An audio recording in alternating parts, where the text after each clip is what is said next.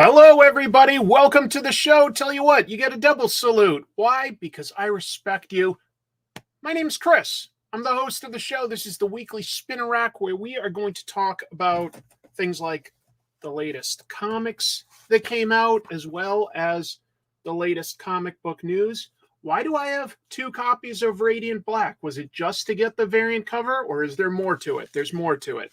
What kind of surprises did Void Rivals have this week? Some pretty big ones. But this is going to be an exceptionally big episode because this is the first day after San Diego Comic-Con. I mean, there's no question that 5-day convention delivers tons and tons of comic book news. I mean, I was having to make some judicious cuts with things where I was like, this is interesting, but it's not as important as all these other things I've got. And I've already got tons of news to tell you all about and riff on and give my own opinions. So it's going to be a big one is all I can say. Included in the news at the very end, I want to go over the winners of the Eisner Awards. That's a pretty big deal in comics. I was nominated for a book back in 2011, so it's been a long time, but yeah. Is it okay to promote comic Kickstarters in the chat? Yeah, in the chat, that's fine. That's fine. I might miss it, but, it doesn't bother me at all. Hello. I'm just giving some shout outs to some people that are here at the beginning. I'm Batman. Oh, that's so great to have you here, Batman. It's been a while since I've seen you. Comics Party. Yeah, this is a little bit of a party. It's all of us getting together, whether you're watching live or even watching it once it's archived. I mean, this is a chance to just sort of veg out with friends that love comics. So that's awesome. Lovely to see you all of here. Hey, since he's here, this is my good buddy, Hooded Cobra Commander 788. Love this guy. This past week, he did a review of a G.I. Joe vehicle and action figure, a really big one on his channel, which is listed right here, helpfully. And I appear in it. I briefly discuss something comics related, but mostly I'm playing a character who is essentially a beach cop. Yeah, something like out of Baywatch, but a Cobra. It's unique. It's a real character, a real figure. I had a lot of fun making that. In fact, what's funny is this morning I woke up and I was putting on my socks and there's this huge purple bruise on the underside of my foot. And I'm going like, oh my God, what did I do? Like, it was like enough to be alarming. I was like, when did I get injured? I don't remember this. Then I remembered several days ago, I was recording a scene for this in which I run across the beach, Baywatch style, but I'm at a lake, not, an ocean. So it was very rocky instead of being sandy. But because I'm like in actor mode, I was ignoring that and wasn't thinking about it. But yeah, I've got a huge bruise now. It's kind of funny. You're exaggerating, Arsnoff, but you're not exaggerating as much as you might think. You did not win an Eisner. No, you weren't nominated. You have to at least make a comic book for that. What's up, comic troopers? Hello, Steve. Hello, Beowulf and Francisco and A-Man and Rick. Belated congratulations on the nomination. Thank you. Look at all these folks. I'm ready for pros and cons. I did a great job. Thank you. I was not Scorpion. I can see where that looks a little similar. Yeah. Mm-hmm. Yeah, my wife Chrissy helped with a little bit of acting and some camera work too. Chris's acting was so good he didn't even notice his wound. That's literally true.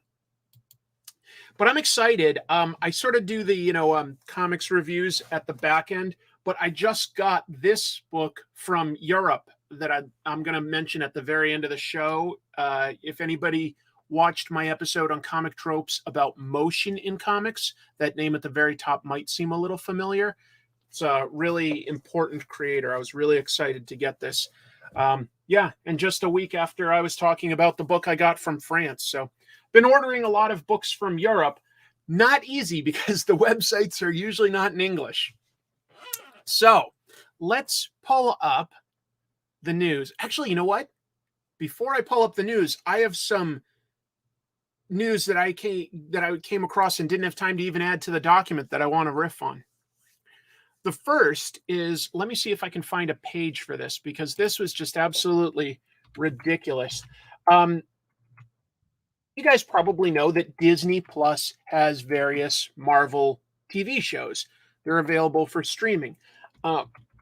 Well, there's a product to go with those shows that's one of the strangest things I've ever seen.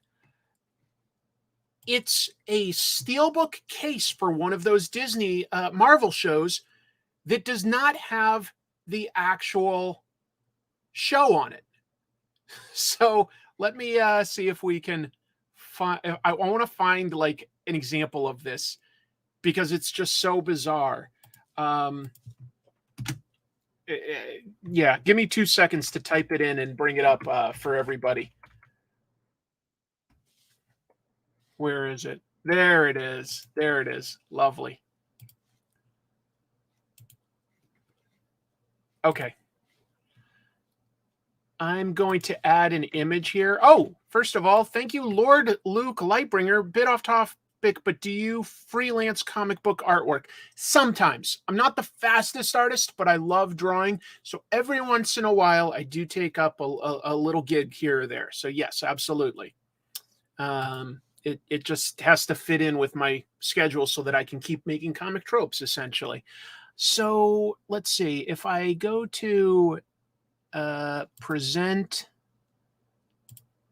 and I can add a file, right? Share screen. Yes, here we go. Here we go. You can see that, right? I guess it isn't the biggest, but let me... WandaVision has this. You can now order a steelbook case for WandaVision. This one's $90, folks. $90 for this. Guess what? It doesn't have a disc of any kind for the show. It doesn't have a download code of any kind for the show. It is literally an empty box that says WandaVision that you could pay $90 for. And I was like, who is this for? I posted it on some of the social media sites, and the response I got was, this is becoming increasingly common for collectors of things like video games. They like to have, like, I guess, a physical empty box. I'm so behind the times.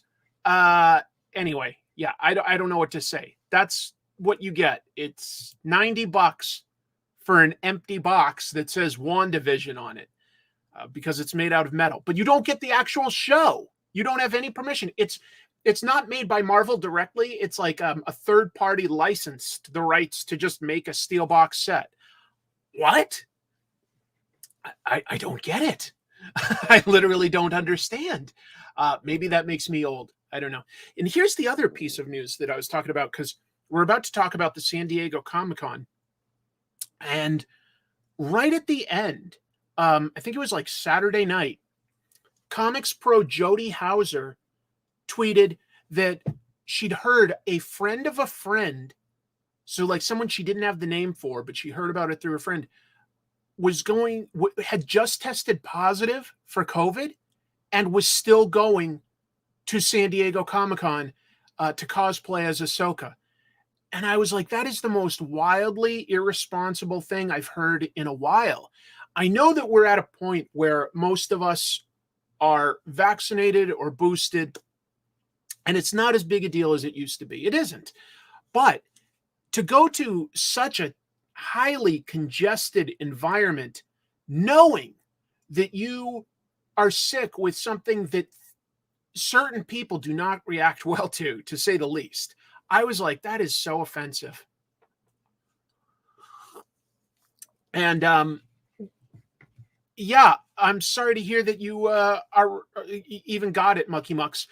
Some people haven't gotten it, or they got it and they were already vaccinated, so it wasn't that bad. I unfortunately got it right before the vaccine first came out, and I literally was on death's door. I was in the hospital for over a week.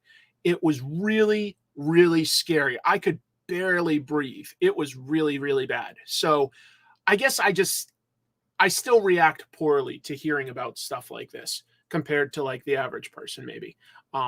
It offended me hearing about that. I don't know. I really, really hope that it doesn't become a super spreader event or anything like that, because I love so many people that went to San Diego Comic-Con. I just love them. I don't want any of the people that I care about or that create amazing comics that I love. I don't want them to get sick. But let's go ahead and do the news formally. There's yet another banger thumbnail on my A game. Now, obviously, this is overwhelming, but hopefully that's clear enough to see. Master Shake, thank you for your medical bills, courtesy Broca Beach, Cobra, Police Department, and Extensive Enterprises. I sincerely appreciate the deep pull there. Very, very cool, Master Shake. Thank you very much. Thank you. That's the kind of thing where I'm like, I think you should kind of name names because it's a health risk to the public. But, you know, I don't know. I look so surprised. Yeah. Just bombarded with all of this amazing news. Where did I'm sorry, I'm getting used to my new computer here. There we go. All right.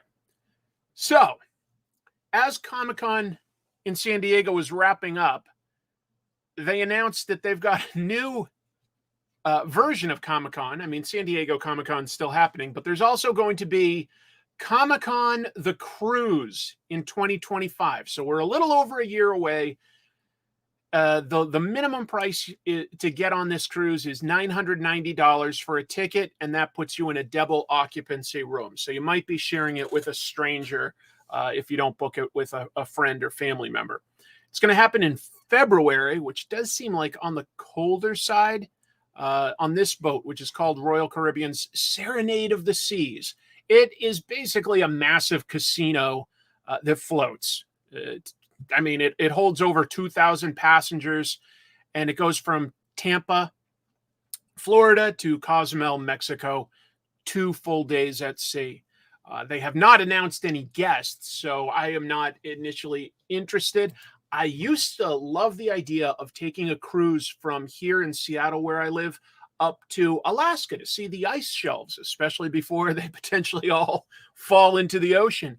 But when COVID broke and there were those, there was a cruise line in Japan that had to pull into a dock and just quarantine all the people on the ship for like, I think over a month.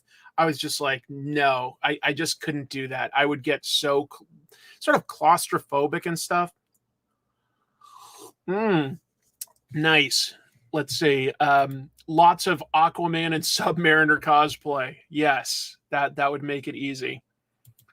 Hello, Big Gay Dave. Hello, Makoto. Hello, MF. Lovely to see so many familiar names here. Yeah. Remember that? Like those poor people that were quarantined on the ship forever.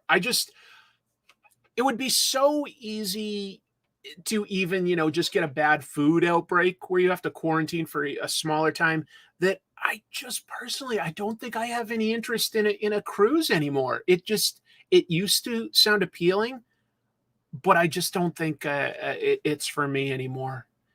Yeah, when is Comic-Con in the air happening? That one is in a literal hot air balloon, and as it starts to finally lose its buoyancy, you have to swing on a rope to another hot air balloon because you stay up in the air for 2 full days. Oh, I'm glad to hear that people are still getting things fulfilled. Thank you for the support so much, out of Voida. That's really nice to hear. It'd be funny how Fantagraphics people and Big 2 people will interact on this cruise. Well, I think that the comics industry is only so big. So actually, I think you'd be surprised at how much indie creators and mainstream creators kind of do interact and know each other. But I also like just the thought of having to be a guest where you're trapped there, sort of, if you want to get some peace and quiet, you can only go to your room and lock yourself in. Otherwise, everybody knows you. That sounds a little overwhelming to me. But I got a kick out of the idea. We shall see how it goes in 2025. One thing that came out during the convention is Diamond Distribution always hosts a luncheon for retailers. They do that on Friday, every Comic-Con. which makes sense. Kind of give them some updates on where things are at, and they also let the retailers, or not retailers, excuse me, a lot of publishers will have an excuse to present to the retailers what kind of stuff they've got coming out in the coming year. Give comic book stores an opportunity to plan ahead. One big thing was that they said that they, being Diamond, have negotiated new deals with UPS with up to 40% off of UPS ground shipments. It's kind of wild how in the last 2 years or so, all of a sudden Diamond is able to find these ways to be, more efficient after, a couple decades of just doing things business as usual. And then as soon as there's a few other distributors that get into the mix, Lunar, Penguin Random House, all of a sudden Diamond is able to find all these new ways to save money. They're also looking into smaller packaging options, specifically that might make it cheaper if they used the U.S. Postal Service, and they've integrated U.S. Postal Service options into their shipping software, I guess. And they also have new software that integrates with various ordering platforms. So it's a little more technical than I really cared to learn. But the big news is just, I think Diamond is not only doing this to be competitive with other distribution channels for comics, they're probably preparing for the fact that UPS is very likely going to go on strike because they don't seem to be able to negotiate new terms that their union is happy with from UPS, the company. So they're probably going to go on strike, and that will likely delay or at least change how comics are delivered. Oh, yeah, absolutely. But, we have laws against monopolies, and I just think that, like, for a long time, nobody really wanted to really compete with Diamond. So they ended up sort of a monopoly by default, and technically there were some smaller distributors, but usually just for, like, more indie publishers or only in small regions. So, yeah, effectively, Diamond had a monopoly for a long time. Yeah, Rick, that looks a little bit like Infotron. I like that. Very retro robot, which I like. Well, Disney isn't a monopoly, but Disney is one of many entertainment companies, so yeah. Yeah, I think a UPS strike is going to probably change what New Comic Book Day looks like. We'll see. Diamond says they're looking into alternatives. Hey, thank you, Lord Luke Lightbringer. $5. I appreciate that. Have you ever read Mistborn from Brandon Sanderson? I think it'll be a great graphic novel. No, actually, I haven't read anything at all by Brandon Sanderson. I do have a friend, Jeff, who's a really big book reader, and he's told me a number of interesting things that Brandon Sanderson has written. I feel like my book reading has gone down since I started Comic Tropes. I do still try to fit in books, but I don't read as much in terms of novels and stuff as I used to. That's a problem on some level, because you don't want to get all of your sort of creative influences from like one tight little bubble. I do feel like I'm operating in a bubble sometimes. I haven't watched Nimona. I think that's on Netflix, right? How is it, folks? Do you think that a solution for the creators of these comics is a comic company that's a cooperative? It's a really interesting idea. Boy, a cooperative usually needs to be a pretty good size in order to effectively publish enough to make the distribution and the retailing cost effective for everyone involved. So I do think that would be tricky. The rules governing it, that makes a lot of sense, but I think it would be tricky. Wow, Nimona is your favorite movie of the year? And sorry, it's great. Oh, okay. But there's another opinion. I couldn't get into Nimona. The art style just felt cheap. Well, I'll I'll still try to get to it. I am curious.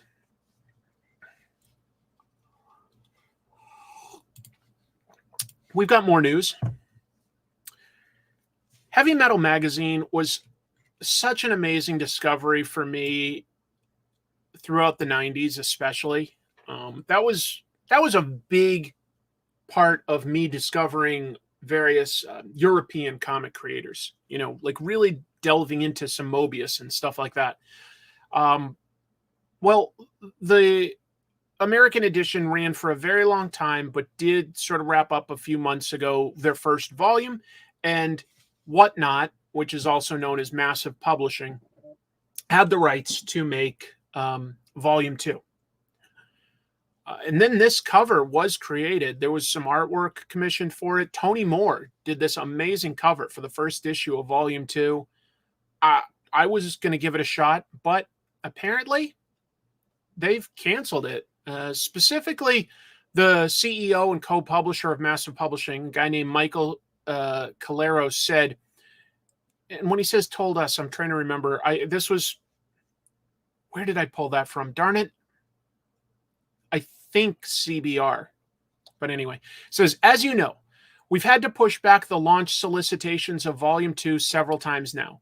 We, however, cannot continue to kick the ball down the road. It is clear that, given the circumstances, we will not be able to deliver on the vision we had for this relaunch of this iconic magazine.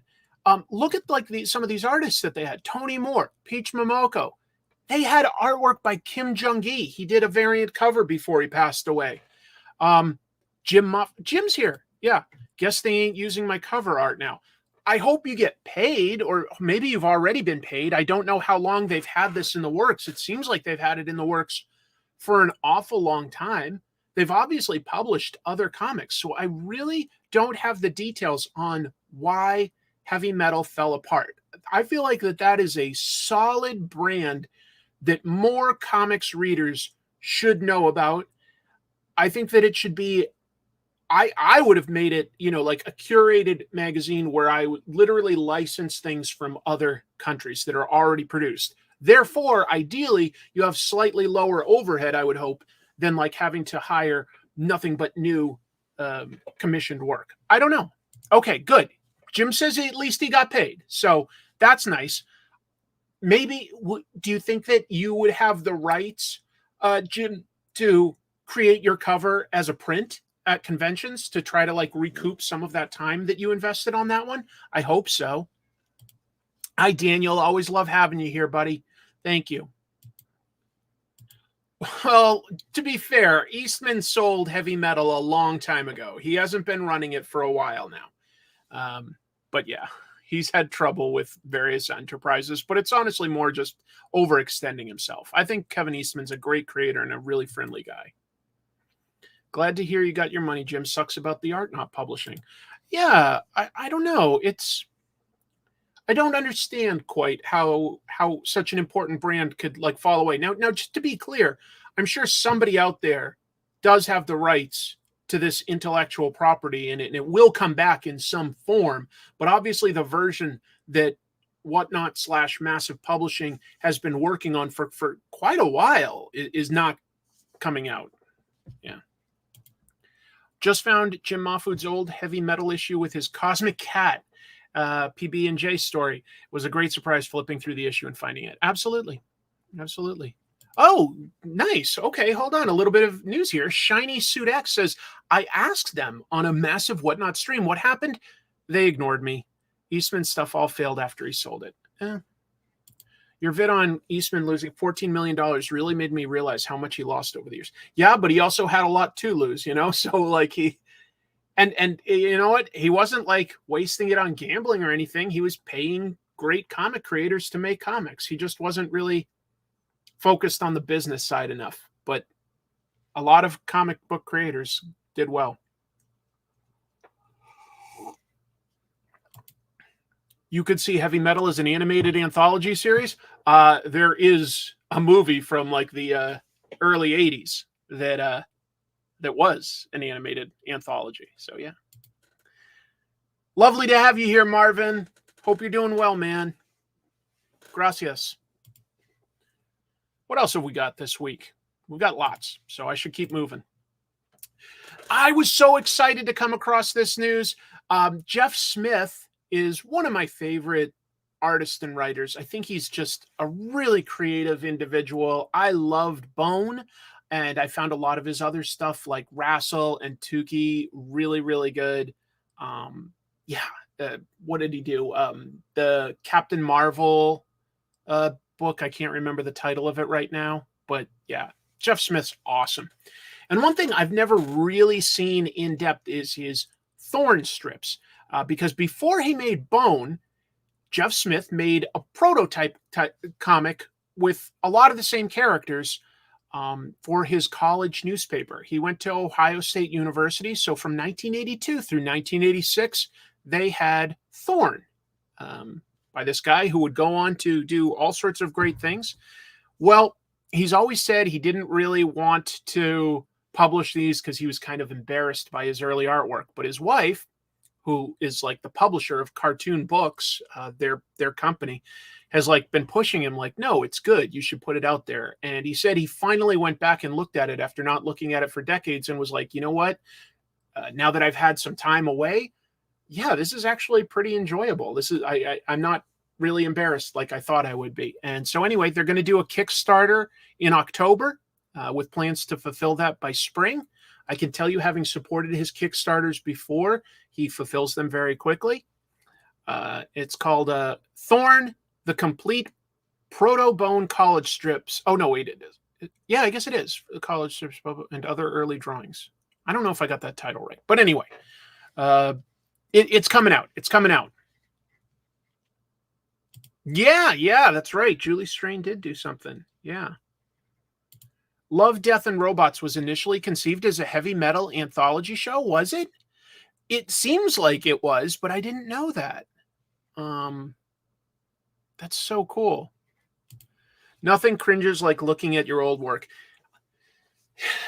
Sometimes yes, sometimes no. Sometimes I think with enough time away, I almost feel like, that was by me, but it was by another version of me. And I can not get too embarrassed by certain things. I absolutely love sharing with anyone that will look the 60-page Transformers comic that I made when I was 10 years old. I think it's absolutely hilarious, but yeah.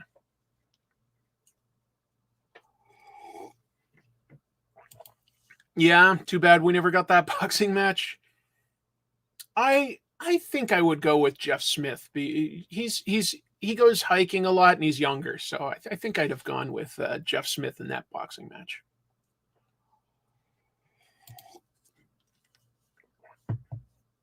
That's really interesting. I didn't know about that. So that's something to look forward to in October. There's a lot of stuff announced for October because October is going to get here fast. For instance, at the Comic-Con, this was one of the things Marvel announced. I thought it seemed like fun. Crypt of Shadows. That was one of their horror titles back in the 50s, I want to say. Anyway, it's going to be a horror one-shot coming out October 18th. The host is Doctor Strange's younger brother, Victor. And we're going to get 4 stories. We're going to get a Deadpool story involving the Living Mummy. That is a Marvel character. A Scarlet Witch story by her current creative team on their comic. Hulk and Werewolf by Night. And Daredevil Man-Thing. That does make a certain amount of sense, doesn't it? Whatever knows fear burns at the touch of Man-Thing. Well, Daredevil is the man without fear, so I guess that they could team up pretty easily. And then Hulk and Werewolf by Night, have both got a history of transforming into a monster at night. So there are some thematic things here. Of course, Deadpool is sort of like in this, he heals, but he's in this constant state of near death because of his cancer and all. So like that versus Living Mummy, there's some parallels. There are some parallels that I see. I guess they are bringing back Doctor Strange's vampire brother. Yeah.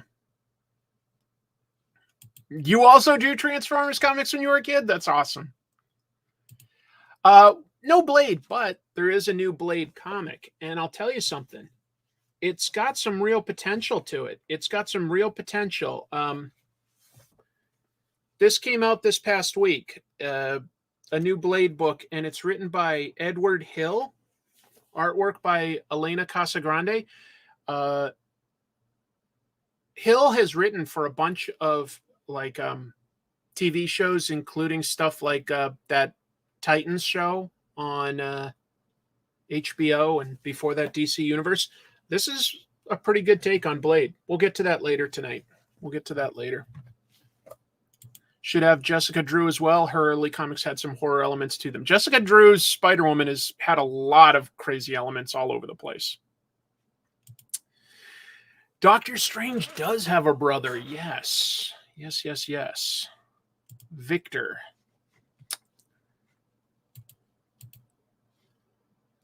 Wonder if they'd ever use that in a movie. Moon Knight apparently is going to die. I, of course, get skeptical when we consider that Kamala Khan felt like she was dead for about 5 minutes. But this also seems like it's been set up for a while. Marvel announced a story arc called The Last Days of Moon Knight. It's going to begin in issue 28. It's going to lead up, they say, to the end of Mark Spector's story. So I think that they're probably going to introduce a new Moon Knight. Writer Jed MacKay said that he's actually been building up to this since issue 19, and his plan is to have Moon Knight and his allies in the Midnight Mission face Black Spectre, like a real sort of war of attrition, where, I guess Mark Spector's days are numbered, but when you're empowered by a god, I guess you could always come back as well. But I think that the plan is to literally kill him off right now. We'll see.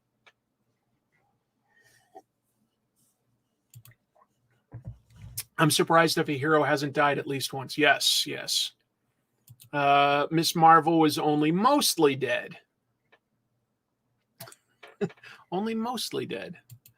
That makes more sense than outright killing off the character. Yeah, I think Moon Knight will be around. I think they're going to put somebody new in the role. That's what I'm suspecting. I don't know who that would be, but... Oh, that's an interesting take on it. Right. Of course, Mark Spector has dissociative identity disorder. So in a way, Mark Spector could die, but the other personalities could still be around, or a new dominant personality. That's an angle I literally had not thought of. So in a way, it could still be treated as a death, but maybe the body survives. That, Phil, that's a really, now that you say that, that sounds like it's the angle. That sounds like it would have to be the angle. I didn't know that. Apparently, thank you for this information. There are 2 Moon Knights now. There's also Harvest Moon. Is that like who this is on the image that I'm showing on the left? Is that Harvest Moon? Oh no, I've gone cross-eyed. They've also, the next piece of news is they've announced that Moon Knight is coming back to life. They announced it later that day. But that's an interesting angle, Phil. We shall see. Marvel announced a bunch of Spider-Man stuff. They're going to launch 2 new Spider-Man books in October. Technically, in a way, almost more than 2, because we've also got Spider-Boy coming in October by Dan Slott and artist Paco Medina. We've got Spine-Tingling Spider-Man by Saladin Ahmed and Juan Ferreira. And that's going to be sort of a horror-tinged take on Spider-Man stories. And we have Superior Spider-Man Returns, Dan Slott and a bunch of artists, including Ryan Stegman. He was one of the ones that worked on it. I know Mark Bagley is announced to work on it. So that's somehow Dr. Octopus coming back as a version of this, but not necessarily taking over for Peter Parker this time. So there's a bunch of Spider-Man stuff coming. It reminds me, like in the 90s when I was starting to get burned out on Spider-Man, they had 4 monthly Spider-Man titles. They had Amazing Spider-Man, Spectacular Spider-Man, Web of Spider-Man, and then just an adjectiveless Spider-Man. And then they would also have like a quarterly Spider-Man Unlimited book. It was a lot. Francisco, thank you very much for the donation. That's nice. What's up, Chris? Good to see you. I was wondering what you thought of HBO pulling Venture Brothers in mid-August. Love you. So bizarre. The finale to Venture Brothers is what? Like, I guess it's out on DVD already. I haven't had a chance to see it. And then they're going to pull the show off within less than a month from that coming out. Like, that is just so short-sighted. I don't understand that at all. It seems like that's the kind of thing that might get a few people to subscribe. I don't know. That's true. Before the 90s, they did have Marvel Team Up, and that was absolutely a Spider-Man title. Spider-Man Tangled Web was a good book. That was a good book. Yep. You got to see it? Nice. I think the good Doc Ock is inside of Ock's old tentacles, and that's going to be transferred into a new clone body that becomes a new Superior Spider-Man. Could be Black Phoenix. Could be. There's some more Spider-Man news I want to share. Never enough Spider-Man news. I guess they're going to have a big gang war crossover across a bunch of titles. It's coming out of the Amazing Spider-Man book that Zeb Wells writes. I've got a cover here by John Romita Jr.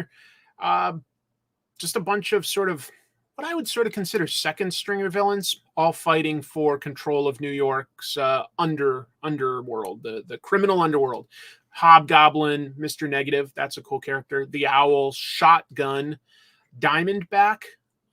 Is that the same Diamondback as used to be Captain America's partner from the Serpent Society?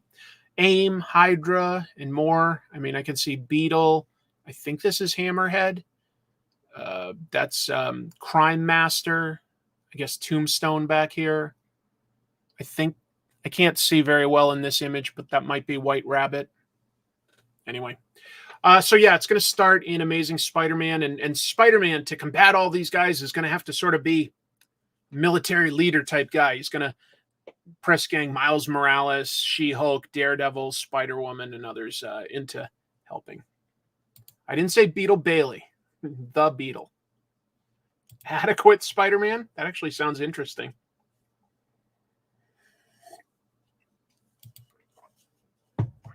Yeah, I think Spider-Man works best with sort of grounded street-level stories as compared to, you know, stuff with Galactus or whatever. But yeah. There could always be a new Crime Master. It's just a mask, right? Wasn't there a There's been a bunch of Spider-Man stories called Gang War, just to be clear. Yeah.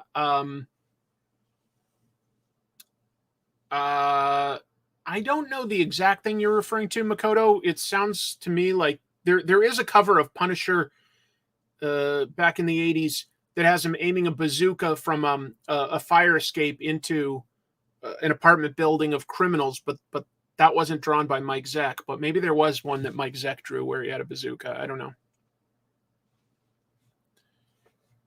Well, keep in mind that came out in the early 60s. So it was that character is actually pretty old. I think Crime Master even existed before like Green Goblin or anything. So yeah.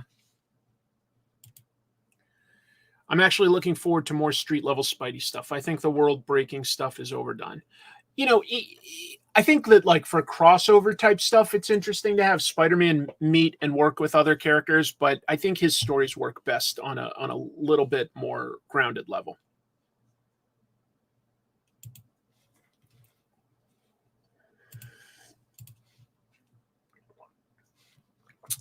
Sort of in that same realm, Marvel did announce who the new Punisher would be. Let me get that.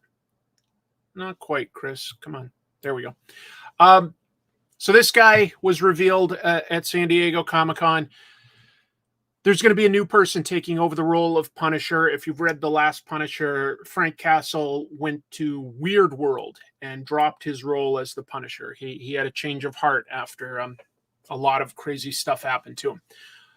But that just leaves a void. And this new one is going to be a retired S.H.I.E.L.D. Black Ops agent. His name is Joe Garrison. It's going to come from writer David, and I don't know how to pronounce this. I've never heard it, but Pipose. He's written Savage Avengers, among other things. Artist Dave Wachter. He did Planet of the Apes. And I thought that this was interesting. Propose compared it to how in the 90s Danny Ketch came in as a new Ghost Rider, and like that didn't like eliminate Johnny Blaze. It was just, you know, a new sort of generation. Anyway, this is all coming out November 8th. It says that, you know, he's going to be going after criminals. It looks like he does have slightly more sci-fi tech, so maybe he raids like shield warehouses or something like that. Castle over Garrison. Yep. Yeah, I'm sure that was thought of. Yeah. Joe Garrison taking over for Castle. I don't know why they hid this character's identity like it was going to be a character we already knew. Yeah, it is a brand new character. I think that they were just trying to build a little bit of hype for Comic-Con, basically. Yeah, Frank has rated stuff like that many times in his career, actually. But yeah. Yeah, it's actually a pretty cool take on the symbol. It looks still like the skull, but it's more of a body armor type of outfit. It's a decent outfit. We'll see. I'll give it a try. He got them from Rob Liefeld's house. I don't know if they quite look like vacuum cleaners, but maybe. I really liked the Jason Aaron run. I really liked it. Some people didn't, but I loved it. I think a lot of people liked it, though. Well, we'll have to see.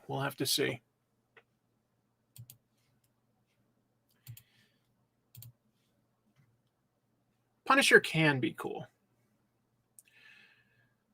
Marvel announced they're bumping up the prices. Well, they didn't really announce it so much as if you read the solicitations for what's coming out, you can find out. So a bunch of their comics are going up in price. I would say the default price point for most comics these days is probably $3.99. If it's like a standard size floppy issue, $3.99 seems to be overall the default. There are, of course, plenty of exceptions at different prices, but Marvel released a bunch of stuff for October, and a bunch of prices are going up to $4.99, going up $1. Amazing Spider-Man 35, Avengers 6, Immortal Thor 3, as you can see, Scarlet Witch, and pretty much all the Star Wars books, they're all going up $1. And yeah, that's for like just, there's a couple of these that were like 40-page issues, but then they'll probably go back down to the standard 32 pages that are in most Marvel comics. And I guess that's their new standard. $5. $5 is a lot for somewhere around 22 pages of story. We'll see what it does, but I don't think that that's going to help sales. I really don't. I think that will like probably cut some readers out of reading everything that they're publishing. I think that they're pushing it there. I really do.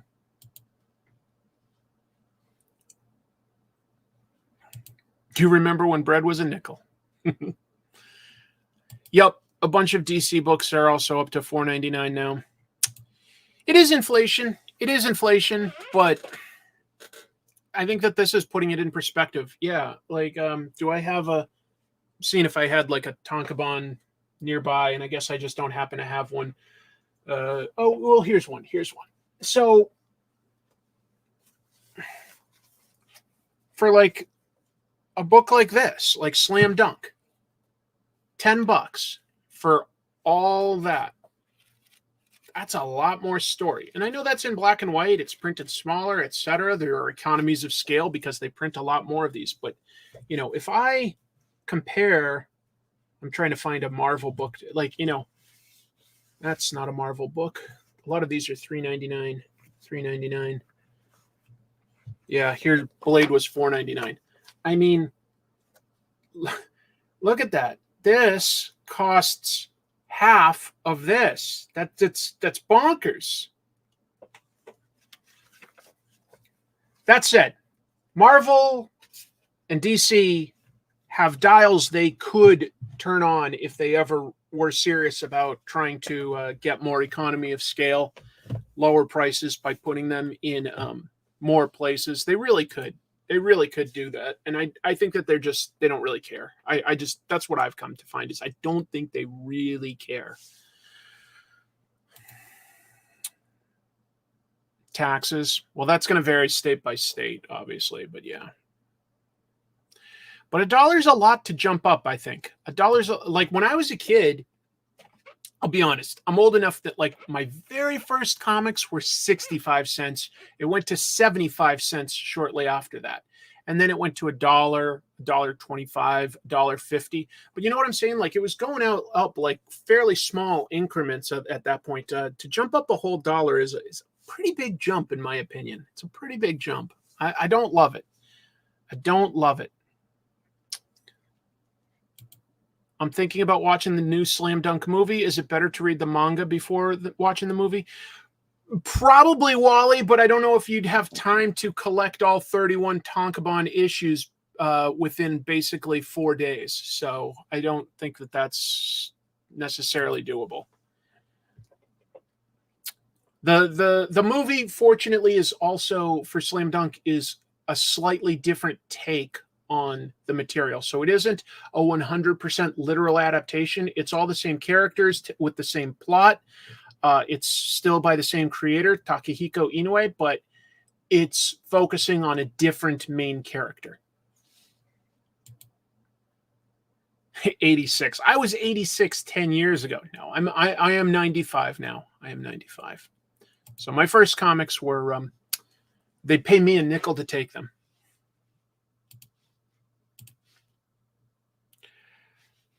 Marvel had to warn retailers not to sell their books early. This came from Comic Book Resources. They were able to get a hold of a letter that Marvel sent to the comic book stores, comic book retailers, through their distributor, Penguin Random House. So this was this was the majority of the note here. Important note about on-sale dates. In our efforts to ensure on-time deliveries around holidays and other potential supply chain disruptions, there are instances where product will deliver earlier than expected. Please note that this product cannot be sold until the stated on-sale date. Any accounts found to be in repeated violation of breaking the on-sale date will be at risk of no longer receiving product prior to release. We thank you for your cooperation. Why is this happening? My personal speculation is because DC Comics switched distributors, and they are now on sale on Tuesdays, one day earlier than basically everybody else. I bet a bunch of retailers just found, they already had the Marvel books had arrived, and they just decided to put everything new out on Tuesdays. There's not much in terms of enforcement anymore. They used to have secret shoppers. I don't think they really do that anymore. But it's obviously not really fair business if one store is abiding by these rules and maybe across town another store is not, and they can get a bunch of sales a day earlier because they're not playing fair. So yeah, let's see. Thank you for your cooperation. That was a perfect impression of RoboCop. Perfect. My LCS still puts everything out on Wednesdays. Oh, I'm pretty sure mine does DC stuff on Tuesday and everything else on Wednesday. Pretty sure. Because they switched distributors, DC is now distributed by a company called Lunar.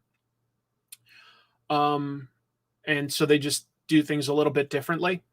And it just means they arrive a day earlier. So yeah. Oh, yeah, a lot of comic book stores can get stuff up to a week or sometimes even more early. Usually it's only a day or two, but sometimes they get stuff really early. But you're supposed to hold it till the on-sale date. Anyway. I could voice the RoboCop cartoon reboot. There we go. I love that idea. Moving on, because I've got so much news. Let's see. Here's something I'm sure you all want to jump out and get. Avengers Exercise Fuel. That's what I'm calling it. What is it really? Marvel has teamed up with GNC. You know those shops that you see in not healthy malls that just sell lots and lots of powders and protein bars. We've got 3 delicious flavors. Captain America birthday cake, Iron Man s'mores, and Black Panther caramel cookie. It's powder. You mix it in with water, and it's like a supplement after you've done a good workout. I've used it plenty. It's it's fine. I don't think it usually tastes very good, so they can say that they're these flavors. It usually just sort of tastes generally sweet. But this was interesting. In the press release where they announced this, Marvel said that it was part of their Marvel Fit initiative. I'm like, I follow comic book news a lot closer than the average person because of like having a YouTube show about comics. And this was the first I'd heard about Marvel Fit. It didn't go into any more detail. It just acted like that was a thing we all knew about. I was like, what's the Marvel Fit initiative? This is the first I'm hearing about it. Marvel Fit. We want you to buy 20 pounds of Marvel comics every week and do like 30 lifts. We've got exercises at the back of every book. You can do the Ghost Rider bicycle pump. You can do the Thor running man, Yes, I like this. Will CGC grade these? I hope so. Will I get a body like Captain America? I guess the Marvel Fit initiative promises you Captain America's physique. Just guaranteed, How to damage your kidneys the Marvel way. Yeah, I don't know if it quite tastes like chalk. I just feel like, it's never like that delicious because it's a lot of water and it's a powder. It's not the same as like coffee. It doesn't have the same sort of amount of flavor that coffee provides. It's not a dangerous product, really, to my knowledge. I'm not an expert. But I've taken, whey protein supplements when I've worked out in the past. I never had any ill effects. It seemed to help, but yeah. Moving my long boxes is quite a workout. Yep. The Marvel Fit method. Move those comic boxes, chug down some Avengers powder, and you're just gonna love it. Punisher's flavor would probably not be pleasant. It'd be like, garbage flavor. I don't have time to go to stores and eat real food. Then crime would get away with too much. I just eat whatever's in the trash can. The Marvel Fit initiative. Okay. Nick Fury is gonna like walk in when I buy a comic and saying, "Welcome to the Marvel Initiative. I want you to start eating more whey protein powder." Oh, okay. Yes, just actual gunpowder mixed into the water. That's for Iron Fist. You get like a Bloody Fist flavor. Yeah. Paste Pot Pete's flavor is something that I'm not allowed to legally use as a word on a YouTube broadcast. But it is made out of a fluid. Yeah, I don't know. I was like, great initiative. This one kind of caught me by surprise. I hadn't been reading Venom the last couple months, but apparently Black Widow now has the Venom symbiote and is going to be the star of the Venom comic, not Eddie Brock or anything. As of issue 23, Natasha Romanoff, Black Widow, is the new Venom. And at the San Diego Comic-Con, our favorite mangaka, Akira Yoshida, a.k.a. C.B. Cebulski, said that the plan is to keep her in the role through at least 2024. Written by Torrin Grönbeck. I see his name popping up everywhere. Drawn by Julius Autumn. So that's definitely different. Cool, I liked the Venom run that Donny Cates had. And then I read the next one by some writers that I really respect, Al Ewing and Ram V. And I liked the Bryan Hitch artwork, but it just didn't feel like it was really taking the story in a direction that I got excited about, so I kind of dropped it. But a new character taking over the Venom symbiote, a character that sort of does have, a spider name. Like, I don't know, that's a little interesting. That's a little interesting, at least for a while.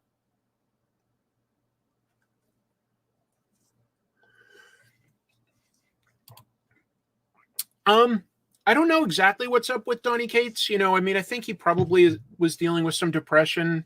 He shared that, he was getting a divorce. I think that he probably is depressed. His comic Vanish is still coming out, and he says that he's got other things in the works. So I don't know.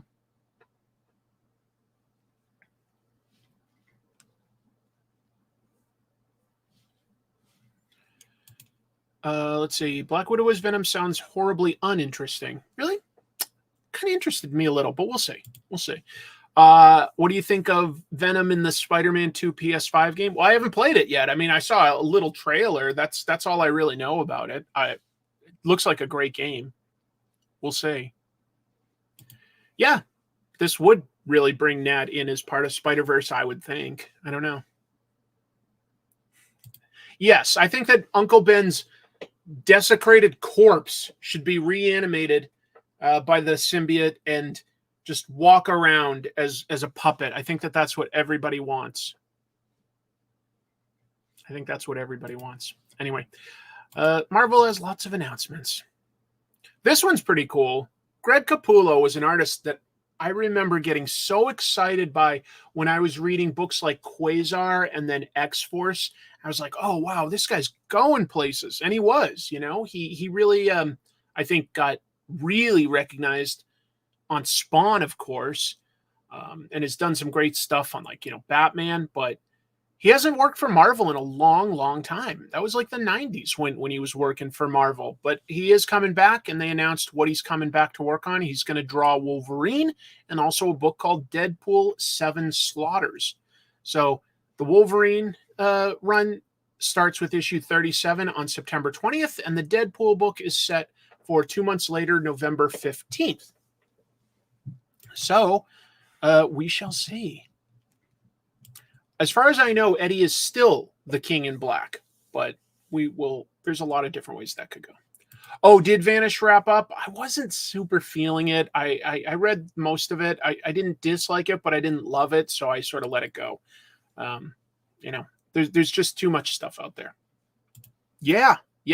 Greg Capullo is doing interior work for Marvel. He's going to do this. I didn't see who's writing Wolverine and Deadpool. I'm sorry.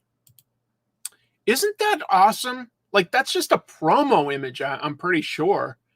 There's like a bigger version that has the full body of this, and like the Wolverine title is at the bottom. But like this background was what they used in the promo image. Maybe it could be cut out from something, because I do feel like I'm seeing a little bit of artifacting here. So it could have been cut out from something else, but I'm not 100% sure. But it looks exciting. Greg Capullo draws exciting stuff. Marvel's lucky to have somebody like that back,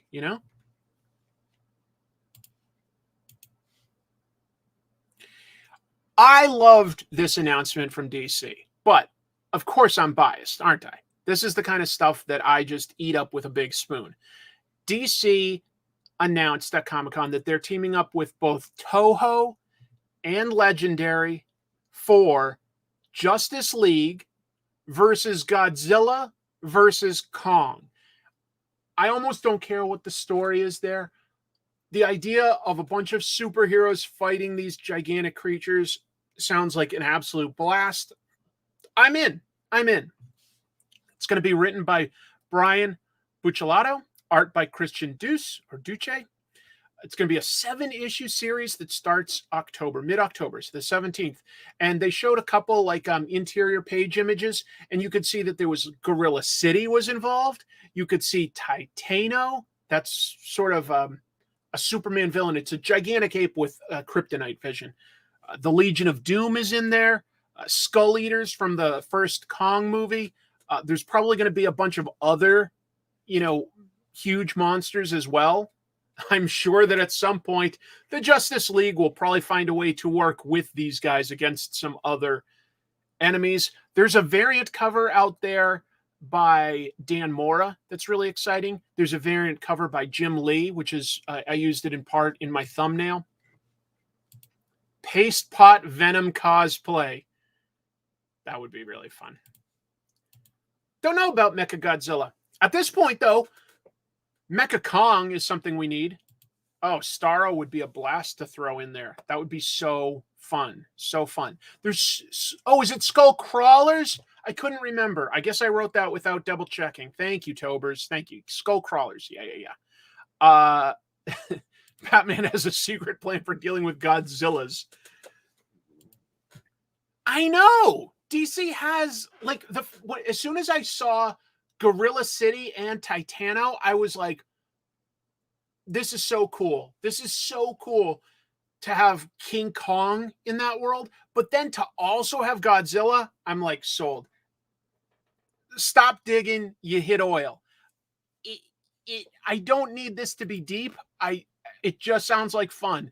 And unlike how sometimes in movies, every once in a while, some of the Godzilla movies, you get a little bored by the human part of it, and you just want to see the action. And some of it is like budget, and some of it is just like the story that they're trying to tell. Like they need, like, they need people to be involved, and they don't always create interesting people. But we like the Justice League, and you've got a lot less of a budget consideration for how much you want to show Godzilla. It's not costing you $1 million for every appearance. Oh man. Yeah. Destoroyah. Hopefully Mothra shows up. I hope so. I liked the version that they came up with for Mothra in these American Godzilla Kong Monsterverse movies. Had sort of more insectoid, like sharp legs. I like that. I think that would be really cool. Titano isn't as big as Godzilla, but I'd love to see. Easy. I mean, I guess you could play with the size a little bit, but maybe we'll get to see some new sort of kaiju type creatures. But I got so excited about this idea. It just seems fun. I can't wait. I'm really excited. I don't think it could let me down just because of the concept. Not too far until October. We'll see. Oh, the designs in Shin Godzilla looked great. Have you guys seen the trailer for the new Japanese Godzilla movie that's coming out? It's basically like another take on Godzilla's origin, but this time literally set back in, I guess, like, post-war Japan. So, the first Godzilla movie was, I believe, 1955. So we're talking like a good decade after the devastation of World War II. But in Godzilla -1, it looks like it's taking place maybe like days, weeks, or months from, the bombings of World War II. So, wow. Oh, man, Apache Chief? That would be such a good use of characters like Giganta and Apache Chief. Have like actual people slugging it out with Godzilla. I would love that. That sounds so fun. Kitty, you want to show up? You want to do a little cameo? I might be able to convince a kitty to do a guest appearance. So I've got both of them down here. Let's see.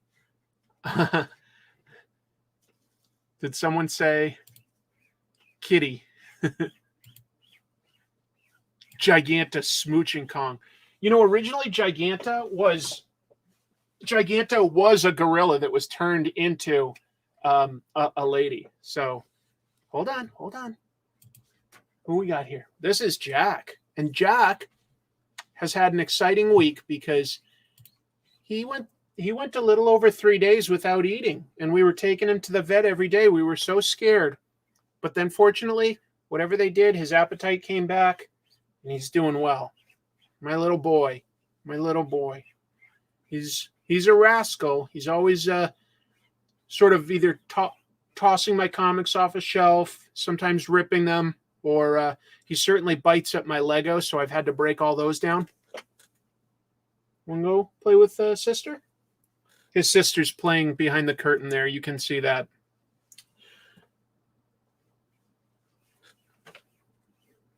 That's more entertaining than any comic book news, right? Lily, we're right here. Ready? Ready? Peekaboo. Want to say hi? All right. I guess that was their guest appearance for the day. Thank you very much. I don't know what's so fun for her about like batting that curtain, but that's what she wants to do. So, some other DC news. I was fascinated with this idea. There's going to be a new Outsiders comic. Yes, this is Outsiders, not Planetary.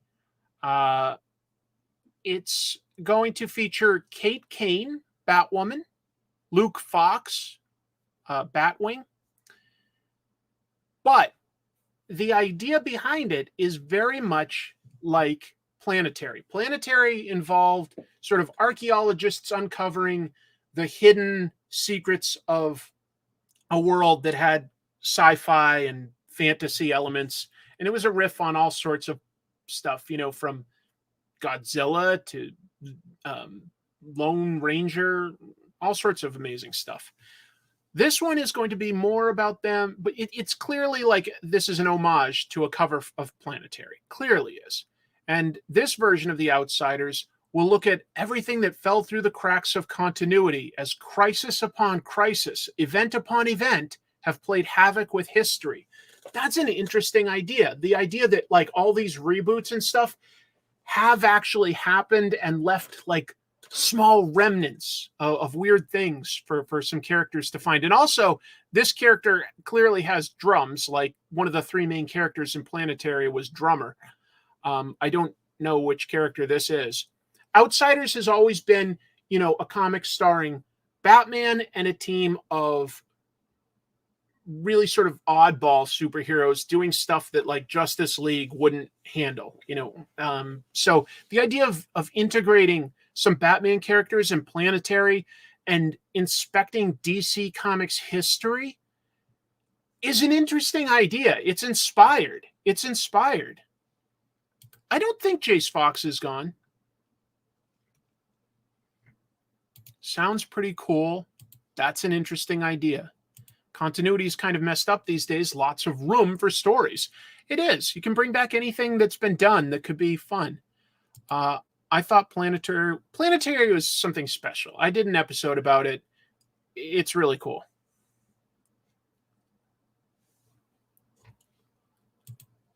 I thought Planetary was a one and done. I mean, it ran for what, like a decade or something?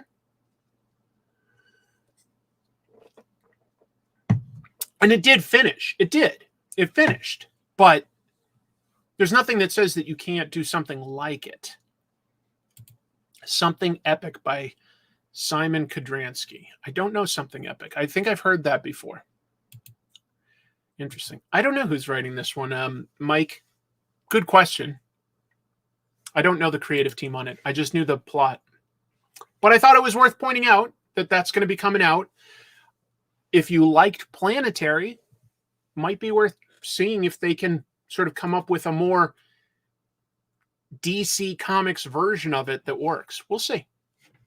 Oh, I strongly recommend Planetary if you haven't read it. And it's nice now that you could like read it all at once, because it definitely had lots of delays when it was originally coming out, and you'd sort of get a little lost as to like where the main characters were. It had some pretty big delays, but it was a great story, really, and the artwork is incredible. I don't have time to fit in doing some artwork tonight, probably El Rondorio. I've still got tons of news to get to. I'm not even halfway through. I got to speed up. Oh, yeah, hold on. I think that Phil just gave me some good information that rings a bell. I did see the DLC trailer for Mortal Kombat 1 and saw that Homelander and Omni-Man are both in there. And I believe, Omni-Man is voiced by J.K. Simmons. So that's kind of cool. Yes. Phil is correct. Lansing and Kelly are writing this, and they've been getting a lot of acclaim lately. So that could be good. That could be good. Yeah, I might be able to fit in another Friday drawing stream at some point. Yeah. But I thought that was worth pointing out.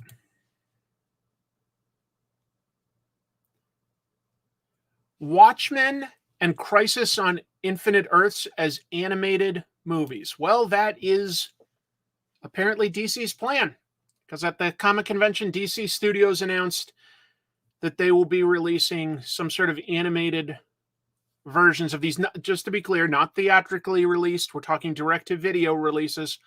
An animated Watchmen and an animated Crisis on Infinite Earths. Between the two, I'm much more interested in Crisis on Infinite Earths. When they mentioned an animated Watchmen movie, I had to include this as my image, right? Because Harry Partridge released a Watchmen Saturday morning cartoon a long time ago. Let me look up how long ago, because I think it was at least like 10 years at this point. Maybe not quite that long, but it's been a long time.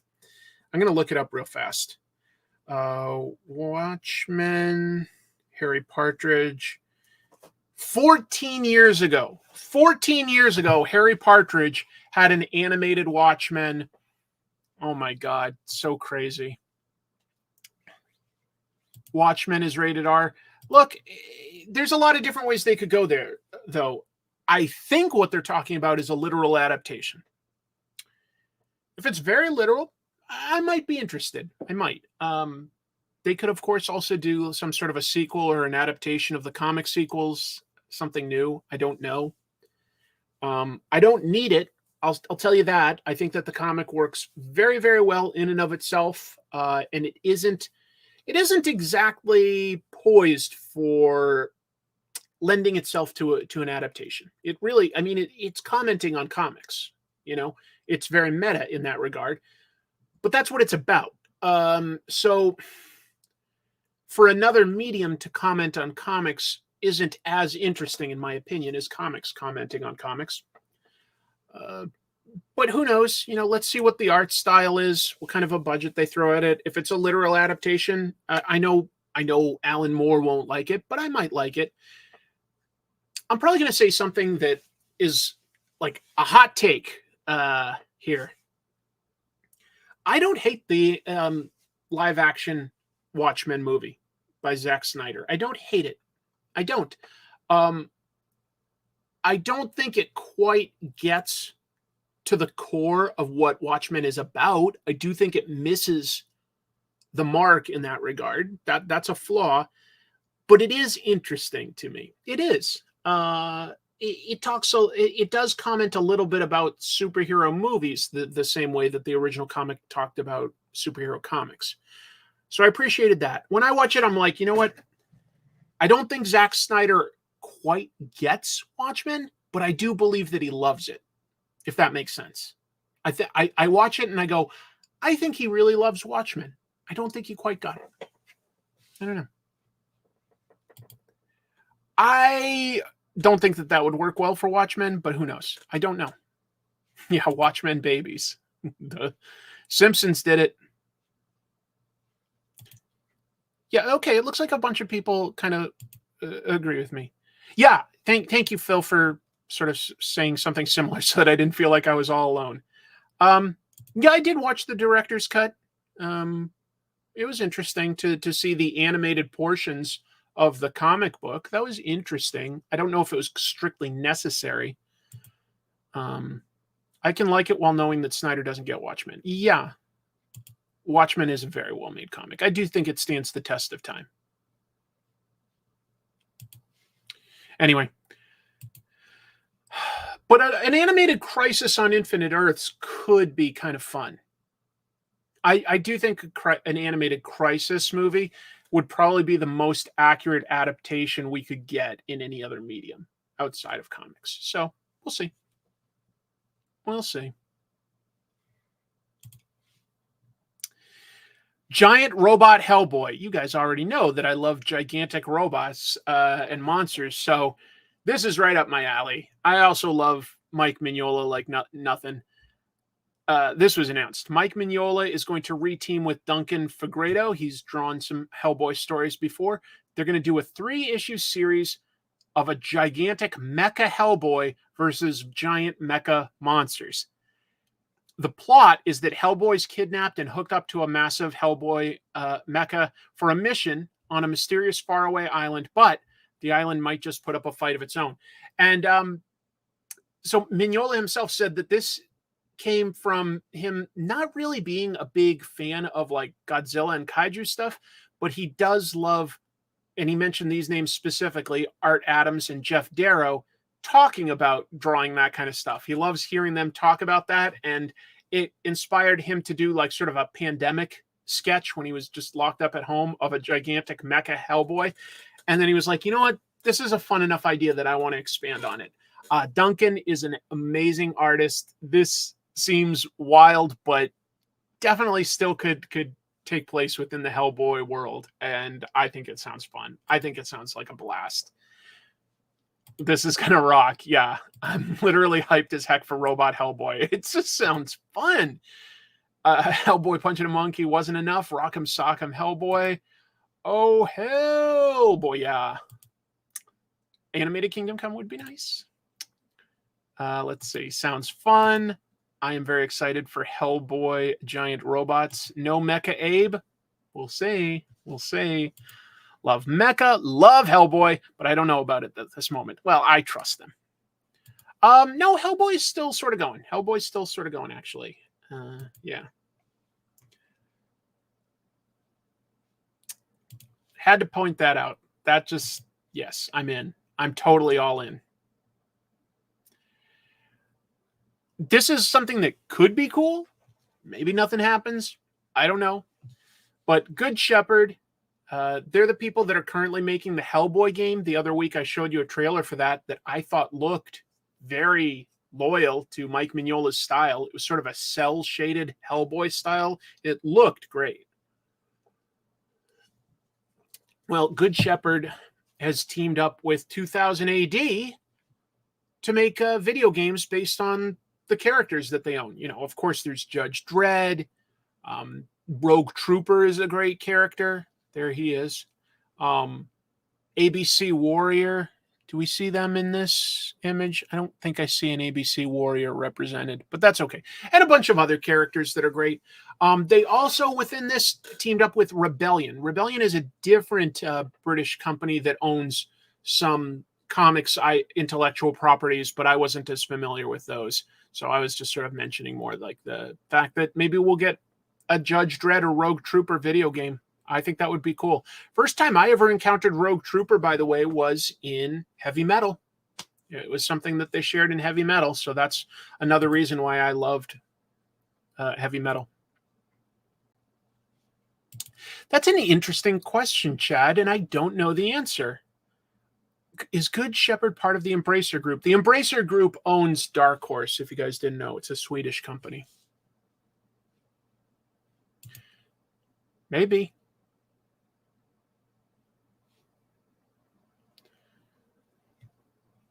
I think that there's a lot of directions you could go for a potential Judge Dredd game. I think that honestly Rogue Trooper would probably be easier to find a way to adapt into a video game. You could definitely create either like a Destiny type of game with that character and his world, or maybe something more like Gears of War.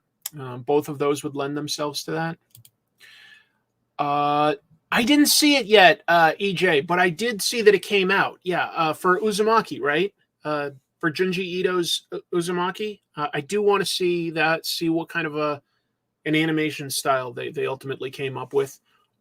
I'm pretty sure that we're talking about the same thing. Uzumaki is a story that I really did like by Junji Ito, and I'd like for more people to learn about it.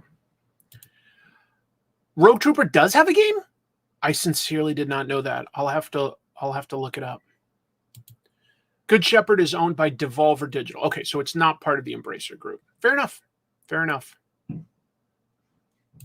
I hate that all British content creators make content for American comics only. I don't quite understand that one. Sorry. I have not seen the Dread versus Death video game, which probably means it wasn't great, but anyway, we'll see. I do have a gaming computer here that I'm running this show on, but honestly, I don't have time for many video games, unfortunately. We'll see.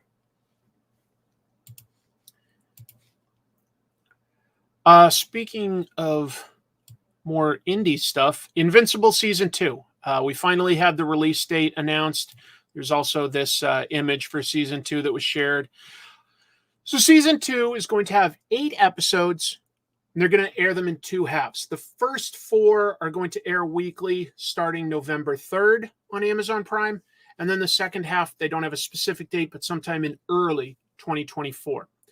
But they also surprised us with essentially a bonus episode. They did an hour-long Adam Eve origin episode. And it was very literal to the Adam Eve comics that were written by Benito Cereno and illustrated by Nate Bellegarde.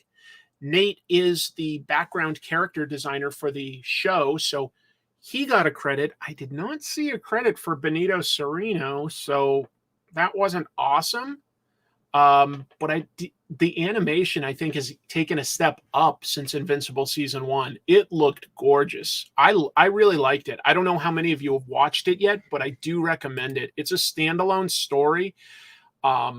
Really great animation, pretty cool origin and character growth across it. It's really cool. Yes, multiple angstrom levies. So we're definitely hinting at more to come. They announced that they, I think, picked up 3 more seasons after season 1. So when if they said 24, they mean all 3 seasons. No, I'm not going to give any spoilers, but hopefully you have read the Invincible Presents Adam Eve comic. It was like, I think, a 3-issue series, if I'm remembering right. Maybe it was 4, but I think it was 3. So if you've read that, it's basically the same story, and it's really good. One other fun piece of news is in the trailer. First, they announced that they've got a great voice cast on this show. J.K. Simmons as Omni-Man, fantastic. Steven Yeun, he's fantastic as Mark Grayson. He really is. And they've had a lot of other fun, unexpected sort of names pop into the mix. Who am I thinking of that does Rexplode? Jason. He's a comedian. Why am I not thinking of his name? Because I'm terrible at names. But season 1 had some great voice actors. In the trailer for Invincible Season 2, they list just a ton of names that are going to be in there. Peter Cullen. They have him voicing a wise old sage, an alien character. Probably Viltrumite. Jason Mantzoukas. Thank you. Yes. And they had Seth Rogen. Right. Seth Rogen does Alan the Alien. They really get some great cast members. Gillian Jacobs as Adam Eve. She's great. Season 2. Yeah, they announced Peter Cullen. These are just some of the names. Rob Delaney. I think he's hilarious. Cliff Curtis. Good. Leia Thompson. I'm very curious who she could be playing. To my knowledge, she hasn't been involved in a superhero project since the Howard the Duck movie. Ben Schwartz. Come on. I love Ben Schwartz. I strongly recommend, if you have Apple streaming, watch The After Party. Ben Schwartz is hilarious on that. He's also hilarious if you've got Netflix. Schwartz and Middleditch do long form improv together. They're hilarious there. He was great on Parks and Rec. I thought he was pretty good as Sonic the Hedgehog. Anyway, tons of great voice actors for season 2. I'm very excited. They really get some great actors. Yes, Peter Optimus Prime Cullen. Yeah, Mark Hamill. Yep. They just get all sorts of great people to do the voices, and you sort of recognize their voices, but they fit the character. So I think that Kirkman's having a lot of fun. Oh, I think we will absolutely get to the Viltrumite War. Absolutely. I'm always conflicted when I hear great actors doing quality voice acting work. Sucks for the voice actor specialists themselves. Well, I didn't mention it, but in that list of like voice actors, or actors that they have doing voices, maybe I should say. I don't know. They do also have specific voice actors or people that have done a lot of voice acting. Phil Lamar, Eric Bauza. So they are employing a bunch of those guys as well, just to be clear. Just to be clear, they absolutely are. Yeah. Comic tropes episode on Caroline in the City when? I don't think anybody quite needs that, but I did watch that show. I remember I was like, Yeah, I hope we get more of Michael Dorn as Battle Beast too. That was great casting. That totally worked. Yup, that's true. At the panel where they announced a bunch of this stuff, they said that they've reached out to Bryan Cranston more than once, and he's been busy. I don't know what character they might have reached out to for him to play. I would have to imagine it's this character who's essentially the president of this galactic republic, but I don't know. Was he? Oh man, I wouldn't have. I would have seen that episode when I was a kid, but yeah. Huh. Josh Keaton in the show is fantastic. There's so many great voice actors. Accidentally the most important comic book movie of all time. If you're a superhero cartoon, you're legally required to put Phil Lamar in it. Yeah. And I think who else? They've got like the voice actor that plays Marcus Phoenix in Gears of War and does Bender on Futurama. I'm forgetting, but like that's a voice actor that I know is on Invincible. Walton Goggins as Cecil was one that I was not expecting, but that was cool. Anyway, so that's fun. I'm looking forward to that getting here. And again, I do recommend watching that Invincible Presents Adam Eve episode on Amazon Prime. It's basically another episode of Invincible, except it's just focusing solely on Adam Eve's story. And the animation on it is incredible. There's this huge fight scene in it that's really, really well done. Really, really well done. Speaking of Kirkman, Skybound had a panel talking about like all sorts of stuff, but also a bunch of Transformers and G.I. Joe news. And among that, I just put it in the title here. I don't really have more to add, but they announced that they do have plans to reprint both the Marvel and IDW runs of G.I. Joe and Transformers so that people could get caught up with stuff from the past. A lot of great work there. In the chat is EJ Sue. He's drawn a lot of great Transformers stories for IDW. So, yeah, I guess we will be getting some more stuff. They announced that the Cobra Commander book that they have coming out, that one's written by Joshua Williamson. They called it basically a horror book about a master manipulator. Okay, that's an interesting take on the material. Talking about like how this Energon universe involves both Transformers and G.I. Joe, as well as Void Rivals. And like, editor Sean Makiewicz was saying, like, people are saying, hey, how would a G.I. Joe human pose a threat to a Transformer? And he's like, you're going to get to see how a G.I. Joe can kill a Transformer. Daniel Warren Johnson, who drew these fun promo images that were shared there, said that he had a lot of fun, that people had no idea how much fun it was to draw humans getting squished. So, I guess that these are definitely aged up a bit from the original runs of G.I. Joe and Transformers that were a little more youth-oriented. That's great. And then this was interesting. Kirkman revealed that they actually were talking to Hasbro about this about 3 years ago. That's how long, even though like we only sort of had the IDW run end at the very end of 2022. Apparently they were talking to them somewhere like, basically before the pandemic. Like Hasbro, I think, had plans to look into ways to cross over Transformers and G.I. Joe. If you saw the last G.I. Joe movie, I won't explain the whole thing, but there is a bit of a crossover at the very end. And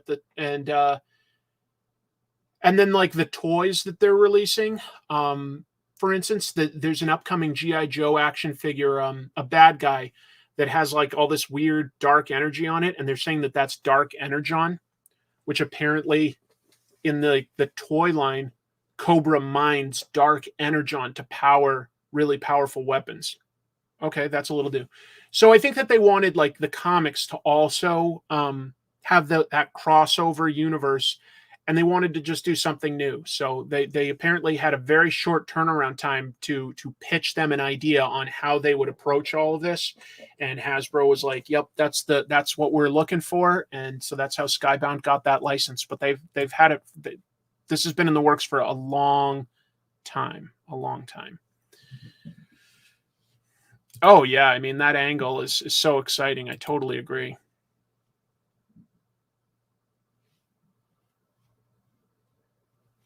You have the IDW collection of the Marvel Transformers. Cool. Probably they won't be able to include some of it because the original 5-issue series by Marvel did have some Marvel characters like Spider-Man and Nick Fury in it, so they probably can't reprint that. Can I ask if Kirkman will reprint Tom Scioli's Transformers versus G.I. Joe? I can try. I did reach out to him to try to do an interview, folks. I didn't get a hold of Robert directly, and his people told me that he was too busy this time. So, I still consider from my point of view, Robert a friend, but it's definitely like over the years gotten to a point where I do not interact with him regularly. If we saw each other at a convention, I'm sure we'd be able to have a nice conversation. But yeah, it's been a long time since he's called or texted or anything. So yeah, I don't know. I don't know if I can easily get an answer on that anymore. But we definitely had a lot of nice years together as friends that like hung out. It was nice. Well, just to be clear, Larry Hama's run is continuing at Skybound, so he's still writing Cobra Commander.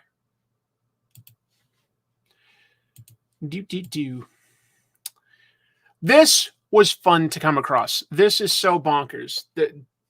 I'll try to reach out maybe to do an interview with at least Rick. Maybe I can get like Andy Samberg and Joe Troman too, because those three guys, you probably know Andy Samberg. He's an actor that's been in all sorts of stuff from SNL to Brooklyn Nine-Nine to, of course, that great movie with Adam Sandler. What's it called? Like, That's My Boy. I mean, just a classic piece of cinema there. Now, I like Andy Samberg a lot. I like Rick Remender a lot. I have to admit, not super familiar with Fallout Boy. I guess Joe Troman is the backup vocalist and lead guitarist. Okay. But the three of these guys came up with an idea for a vigilante superhero called the Holy Roller. Andy Samberg had this quote about this upcoming book. If you have ever found yourself wondering, why is there no comic book about a vigilante hero who smashes people's faces in with a bowling ball? You are in luck, bruv. So that's coming out November 22nd through Image and Rick's imprint Giant Generator. That should be fun. Hopefully funny. Oh, and art by Roland Boschi, who did some great work on Remender's book, The Scumbag.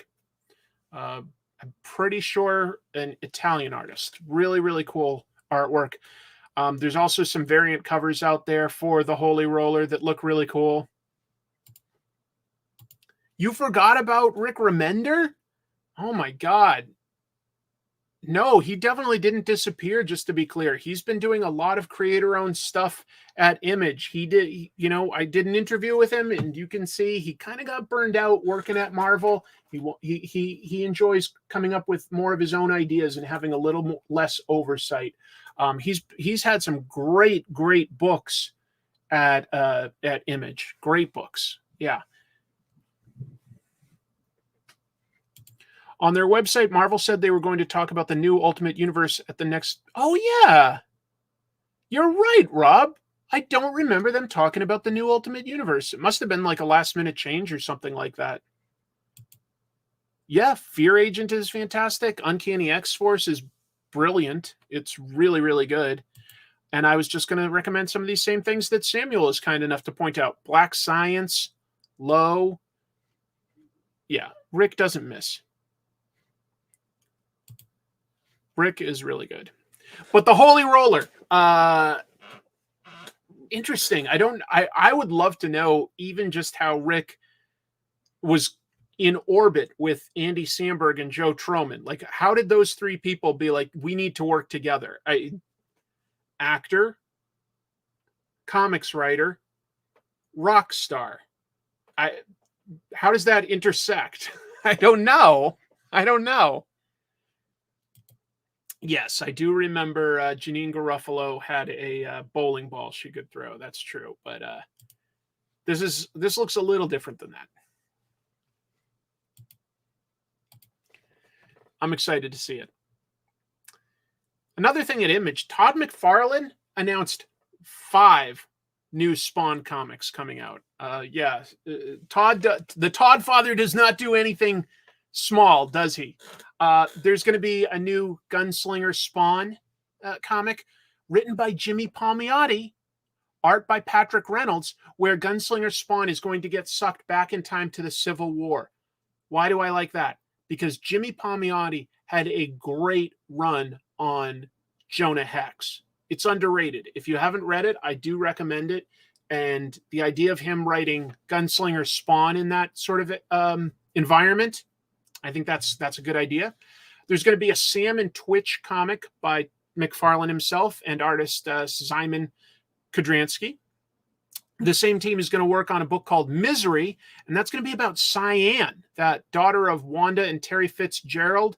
And she can affect people's emotions by touch, but she feels the emotions that she gives them as well. Okay. There's going to be, it looks like kind of a humor type book called Spawn Kills Spawn by John Layman. Chew. He wrote Chew. And Rob Duenas.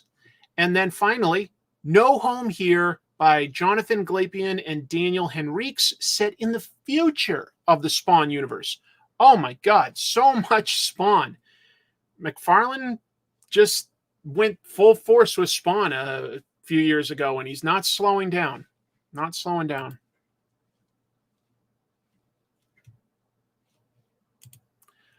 I guess you're talking about my thumbnail. That's fine. Yes, it's supposed to be goofy.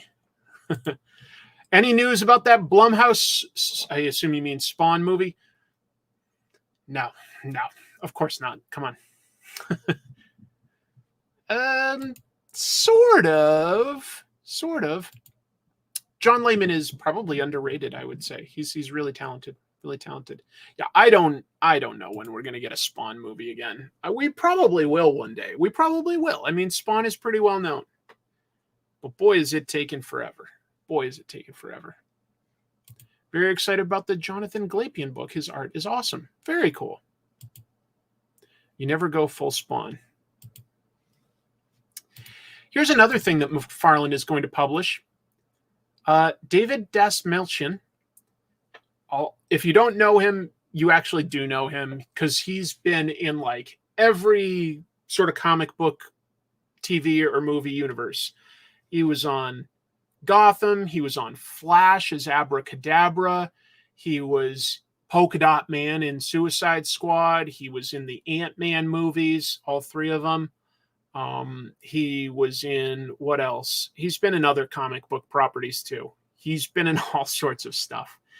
And right now he has a small role in Oppenheimer. Oppenheimer's good. He's going to write a comic. This is not the first comic he's written either. He wrote a comic for Dark Horse. I didn't read it, but it was called Count Crowley. I think it was pretty well reviewed. He's going to write a comic that is going to be published by Todd McFarlane through Image. It's called Knights versus Samurai. Okay. He said that it's an idea he's had since the 3rd grade, so he's very passionate about it. They're using Italian artist Fede Mele, who's done a bunch of Spawn stuff. And David said it's about people's relationships with one another, and it's set in the 16th century. So 1500s, knights and samurais fighting. Cool. Oh yeah, that's another one. Yup, that's right. He was in Dark Knight. Yup. So yeah, he was just in Oppenheimer as the guy who wrote a letter to the FBI about Oppenheimer. Yep. Hello, welcome on Twitch.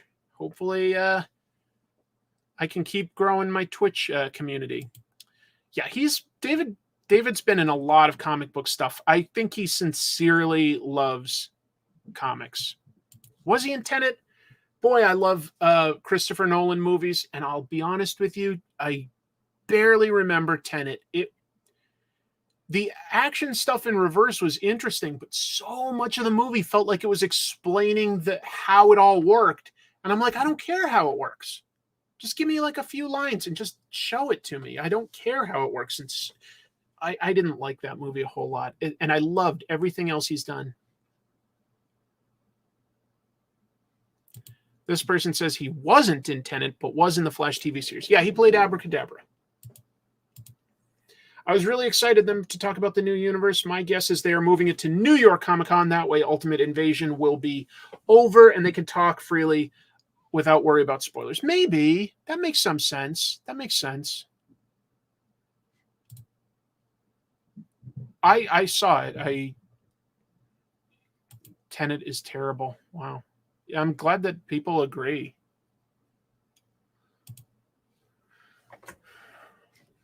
But I do recommend Oppenheimer.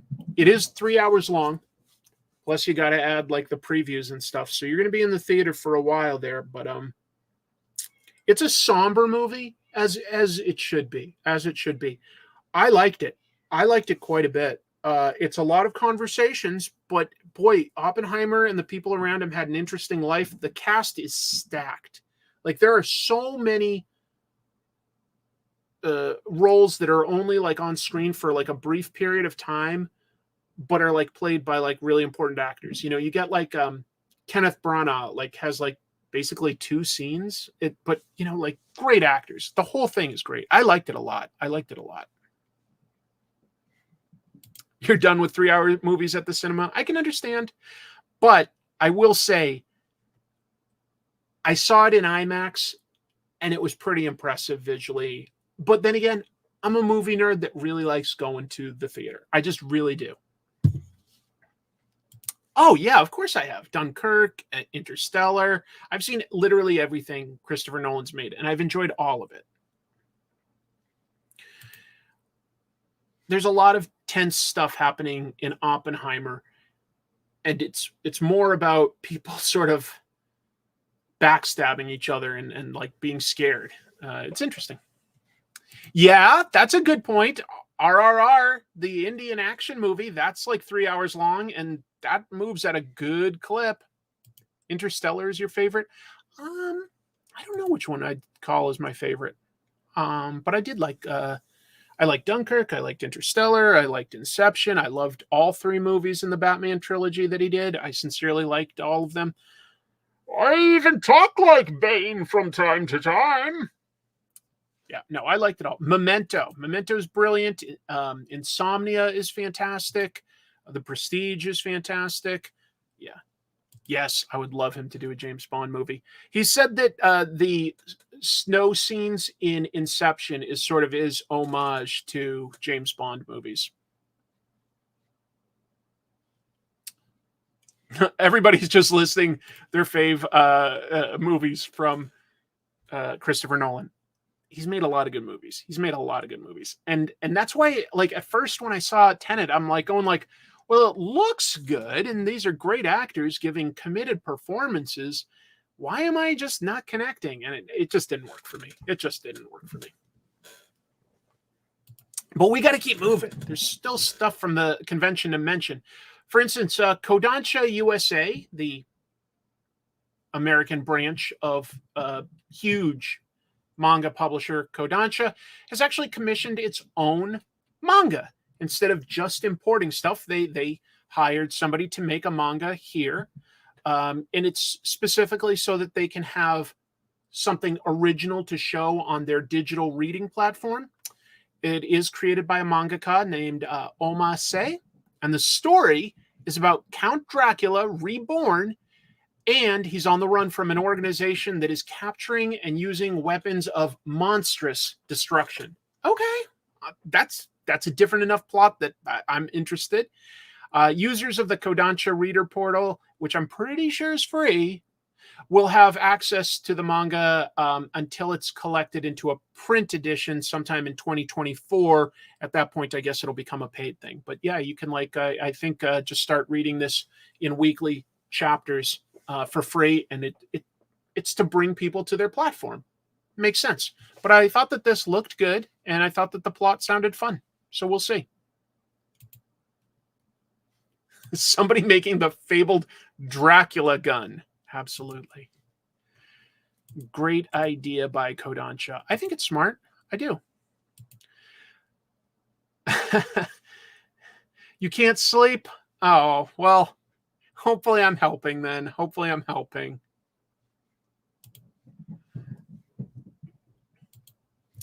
But I think it's a good idea to make something original to bring people to your platform. Even if it doesn't connect with you, I think you can admit that that's a strong idea. Come up with your own, hey, isn't it what all the streaming platforms do? They're all competing for us to subscribe. So they're all getting, certain actors and writers to bring people to them.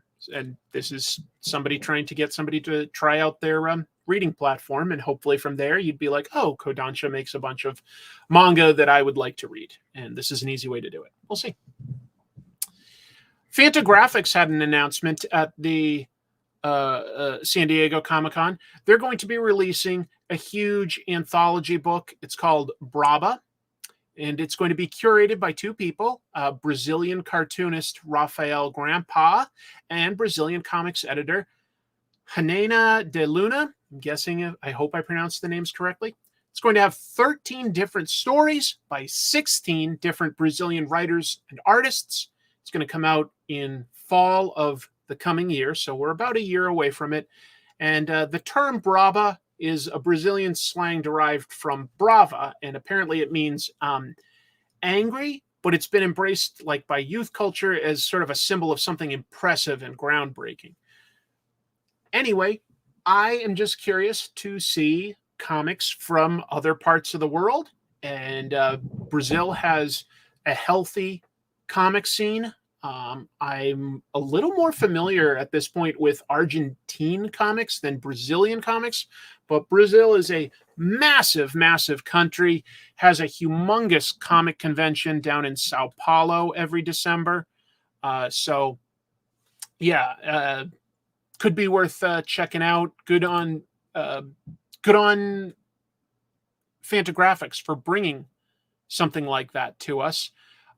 I definitely have a lot of faith in Rafael Grampa. I think that he's a really cool creator. He's got a book coming up through DC called Gargoyle of Gotham, a Batman story. And his artwork's really unique, really unique.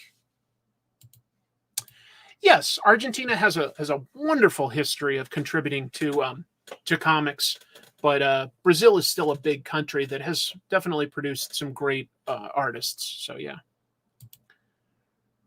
I don't know if he plans on doing artwork within it. Probably, but we'll see. Probably.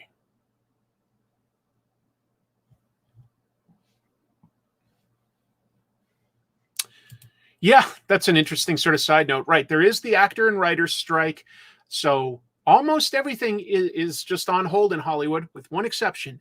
A24 Studios, which tends to make some really badass movies. They just agreed to everything that the unions are demanding. So they get to keep working with people. Wouldn't it be interesting if they made some comic book movies? Probably would be. I would say if they were doing that, to look into probably more of the indie horror area. I think A24 could probably do a great job if they were able to adapt, say, I don't know, American Vampire or Something is Killing the Children. Now, those are properties that are either at Warner Brothers or Netflix, but along those lines, I bet A24 could do it justice. Mm-hmm. Adapt something from Brubaker. Well, he's pretty busy right now. In addition to still putting out comics as frequently as he always does, he's overseeing the Criminal TV show, so that could be good.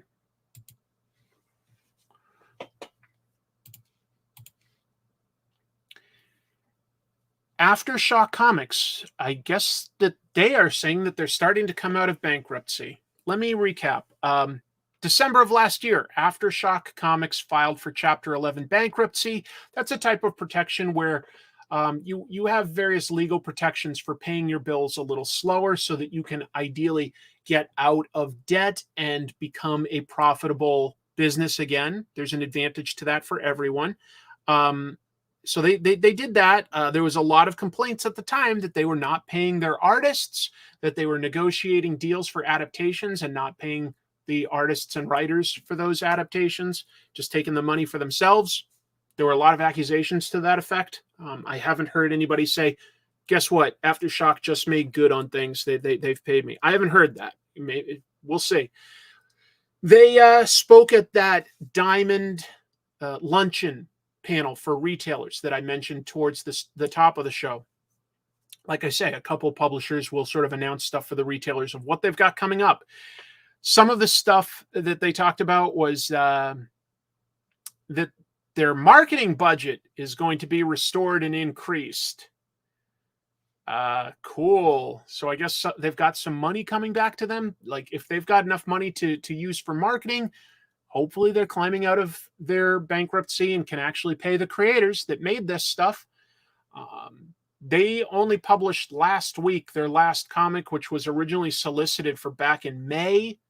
Like at the beginning of the year, they were doing 7 comics a month, then 5, then 3, then 1. It's really dropped off. And they, by the way, Bleeding Cool reported that their presentation was completely silent. Like nobody was responding to the stuff that they were talking about. It sounded so awkward. And then they ended it by quoting Chumbawamba. Yeah, that song from 1997 or 98 that goes, I get knocked down, but I get up again. Oof. Just a little cringy. A little cringy. We'll see. Yeah, they pawned their office furniture to pay their debts. Ooh. Awkward. When Aftershock first came out, I was seeing their comics everywhere. Now all dollar bins. They did get some great creators. Chumbo what? Painful. Yeah, Chumbawamba. Chumbawamba, a one-hit wonder that had the song I Get Knocked Down, But I Get Up Again from their seminal album Tub Thumpin'. I don't know what to say. It just sounded like a really awkward presentation. Last Ronin for IDW has been a surprise hit. It's definitely been a Ninja Turtles thing that sold incredibly well, captured a lot of people's imagination. It's cool. So I don't think we should be surprised to see that it's getting a sequel. Some of these characters were literally set up towards the end of the original Last Ronin story. So it takes place in the near future, just so you know. It's going to bring back the same creative team, Kevin Eastman, Tom Waltz, Ben Bishop, Isao Escorza, Isaac Escorza, colorist Edgar Delgado, letterer Sean Lee. The original Last Ronin did also have a credit for Peter Laird because it was an idea that Laird and Eastman had created back when they had their original run, but never really got to before they sort of went their separate ways. So Laird isn't involved in this one, kind of a bummer, but Kevin Eastman has been very involved in the comics, drawing a couple pages, drawing covers, and co-plotting and co-scripting a lot of Ninja Turtles stories, including Last Ronin. This story is going to focus on the 4 new Turtles. So let me take a close look here. We've got, I'm pretty sure up here that's Yi. We've got Uno. Uno is definitely the best in terms of fighting skills in the group. We've got Odin, and he's kind of a big dumb guy, but very sweet and very powerful. I think that this is probably Moja. Moja, she is she's very cranky and grumpy. She's grumpy, but she loves her family. And their sensei, Casey Marie Jones, daughter of April O'Neil and Casey Jones. She trains them. Kevin Eastman said to IGN about Last Ronin 2 Re-Evolution. You can almost make out that it says Re there. He said, the real heart and soul for me with dusting off and bringing Last Ronin to life 3 years ago was my belief every beginning must have an end. I wanted to bring full circle to what TMNT co-creator Peter Laird and I started in 1984 and set out to do in 1987. With Last Ronin, with my friend Tom Waltz, an incredible gathering of brilliant artisans, we accomplished that 33 years later. Chumbawamba chose their name from a real-life example of the infinite monkeys with typewriters model. They were a rowdier anarcho-punk band earlier on. Oh, well, that's interesting. I didn't know that about them. Joe Dent, thank you so much for both the information and the generous super chat. I sincerely appreciate it. I sincerely appreciate it. Are they teenagers or early 20s? They are definitely teenagers because in the sort of current comics that they're putting out, they're doing some Last Ronin Lost Days and stuff like that. They're like about 12, about to turn 13. So in this, they're going to be pretty young. They're still being young. If you keep on doing the Last Ronin, is it not the last anymore? Maybe. I don't know.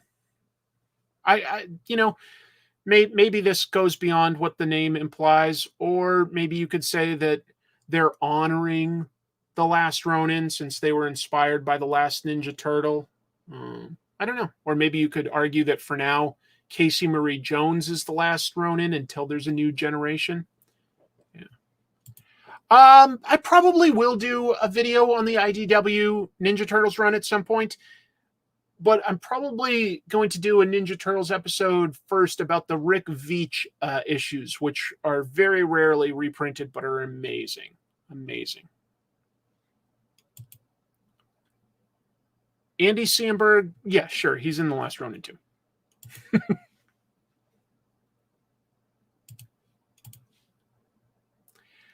IDW made a social media mistake that I found hilarious. Bleeding Cool initially caught this, and by the way, they've since cleaned it up. They've deleted the comments, so I don't have a clean screenshot to show you. But so IDW posted this during the Comic-Con. Okay, it was a picture of one of their books called The Hunger and the Dusk, a high fantasy type book, and they said, when you are the cover, and they've got a person here cosplaying as one of the characters.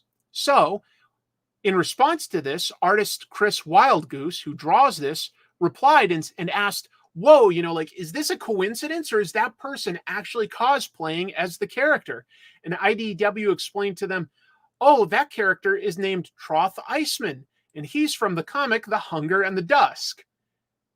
They didn't know that they were talking to the artist of the book, even though it's IDW. And so Chris is like, haha, this is one of those situations where I'm like, do you know who you're talking to? But I was just curious, if somebody was actually cosplaying as, my character, or if it was just similar looking or something. And they replied, sounds like you really like cosplay. You should check out this book. They've deleted all those comments. It is worth noting, IDW let all of their social media team go back in April. Sounds like this is sort of what happens when you let the person whose dedicated job is to run these accounts go. You end up with those mistakes. I just love the idea of telling the artist, oh, this is a character from blah, blah, blah. You should check it out. And, oh, sounds like you like cosplay. It's no, dude, he draws it. I just got a kick out of that one. I just got a kick out of it. Ouch. Ouch. OMG, so embarrassing. The social media manager could be from another country. I don't think that there is a social media manager. It's probably just somebody on a marketing team that's been delegated this task among many others. I don't know. Maybe they've got the CEO's young son doing the Twitter account. Well, it's sort of funny that you mentioned that because, of course, the biggest investor in IDW ended up installing his son as the new CEO when this happened a couple months ago. So Sounds like some summer intern running the accounts. That's a possibility. That's a possibility. Look, it's not like the most embarrassing thing of all time, but it is kind of funny, like telling like the artist of the book, like, here's the name of the character. Moving on, what else we got? A second Conan title is coming out. Yeah, so we knew that Titan Comics and Heroic Signatures have teamed up. Heroic Signatures has the rights to Conan comics. They're teaming up with Titan Comics to publish them. They announced that they're going to bring back the black and white magazine format title Savage Sword of Conan, which Marvel did for ages and ages. Had lots of great artists in it. It's still going to be a black and white, like more violent version of Conan. Some of the creators that they announced are going to be in that one: John Arcudi, Frank Thierry, Patch Zurcher, Howard Chaykin, Raphael Kanan, Carrie Nord, Rebecca Puebla, Dan Panosian, Richard Pace, Gerardo Zaffino. He's amazing. He's amazing. And they also announced that issue 1 of the Conan book, which is about to launch, and that's by Jim Zub, who was writing for Marvel, the Conan book for a long time. He's going to actually still be the writer, even though it's a new relaunch. And artist Roberto De La Torre. This is just a commission he did. He's very much in line with John Buscema style Conan. But anyway, Titan Comics and Heroic Signatures announced that issue 1 reached orders of 80,000 copies with retailers. That's very good numbers. And so they're probably going to end up going back to reprints. I mean, they're definitely going to do a second printing. Could go to third, depending on how that sells. It's very likely that it'll cross 100,000 copies, which is very healthy numbers for a more indie comic. But yeah. Hey, I would read a Conan O'Brien comic. I would. But no, this is Conan. Conan. Yeah, The Mask. Exactly. John Arcudi. Zaffino on Conan. Yes. I mean, what a good fit. If you've seen Gerardo Zaffino's artwork, I think his black and white art is gorgeous. Just some really brilliant work on hatching to give form to faces and musculature and just some lovely rendering. Oh, Dan Panosian never does enough interior work for my money. Dan, he's so talented. I would call him severely underrated. So yeah, I think that these are some great artists on it. So I'm interested. I'm legit interested. I'm going to give both the Conan book and Savage Sword of Conan a shot. Jim, think you would have fun drawing some sort of a barbarian story? I feel like a lot of the stuff I've read from you is a little more real life or superhero or sci-fi. I don't know that I've necessarily read anything you've done that's more fantasy based. I don't know. Curious. Conan seems like a title that brings some great talent throughout the years. I think that they've been very fortunate. If you just look at the history, I did an episode on all of the Filipino artists in the 1970s starting to get work in American comics, and it's really astonishing how many of them worked on Savage Sword of Conan. Really great artists, though. Really great artists. I would love it. It would be something different for sure, but I would dig the challenge. Yeah, I think that you would draw some badass stuff there, man. I really do. I would love to see you draw on somebody swinging a battle axe, cleaving through some heads.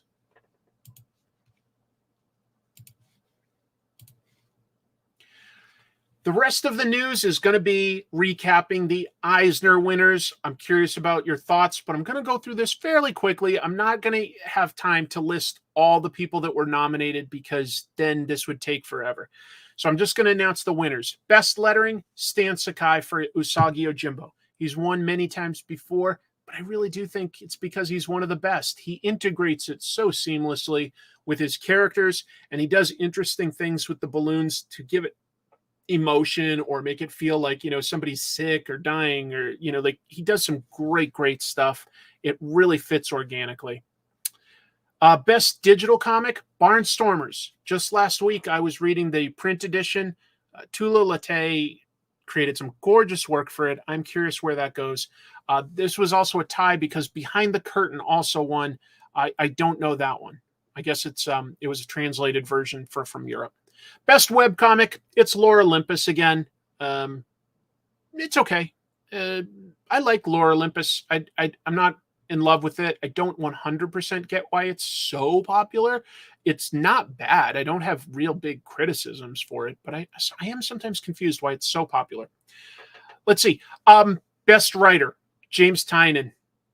I mean, how does this guy fit in all the stuff he writes? I know that writers can write more than like artists can draw in terms of their output, but House of Slaughter, Something's Killing the Children, Wind, Nice House on the Lake, the Sandman universe, The Closet, The Department of Truth. And there's been some more since then, but yeah, the guy is busy. And you know what?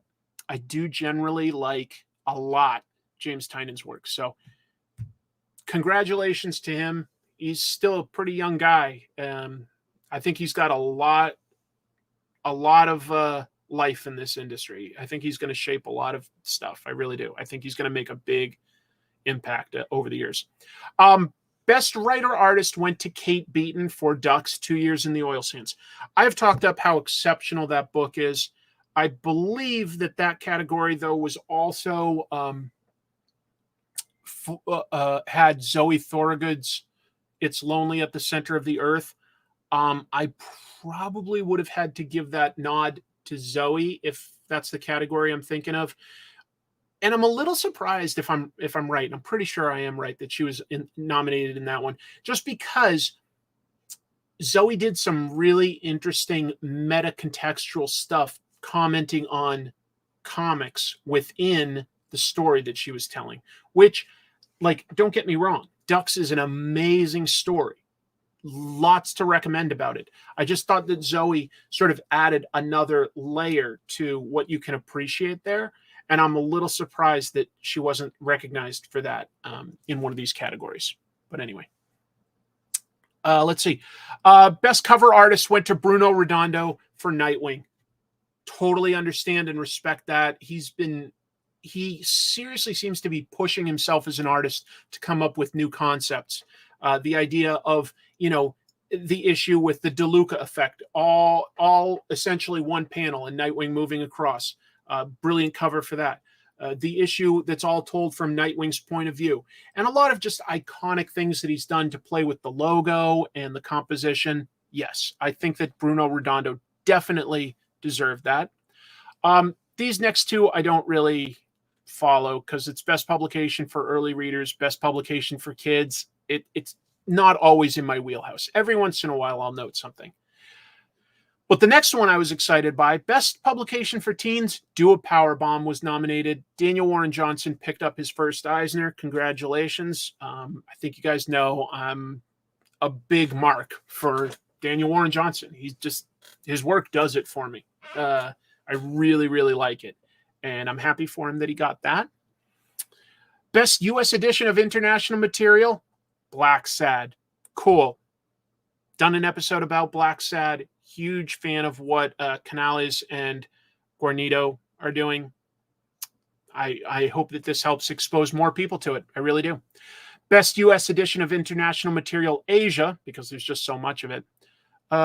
Shuna's Journey. So Hayao Miyazaki has won an Eisner. That's pretty cool, since obviously most of us think of him as a filmmaker. Well, now he's an Eisner winner for a comic. So pretty cool. Pretty cool. Best humor publication, Revenge of the Librarians by Tom Gauld. Haven't read that, but I'm always happy to see Drawn and Quarterly get some recognition, I guess. There are some new Black Sad books out. So They All Fall Down Part 1 is what you'd want to look for first. I would love to see it. I don't know when I'll have time, Sigamigs. I would love to see it.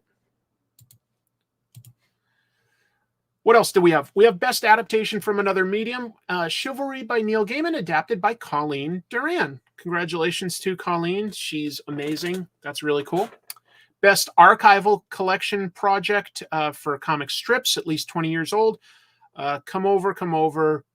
I can't claim to be the biggest Linda Barry fan in the world, but that's okay. This one I was excited by, though. The Best Archival Collection Project for comic books, at least 20 years old. The Fantastic Worlds of Frank Frazetta, edited by Diane Hansen. Taschen produces some amazing books.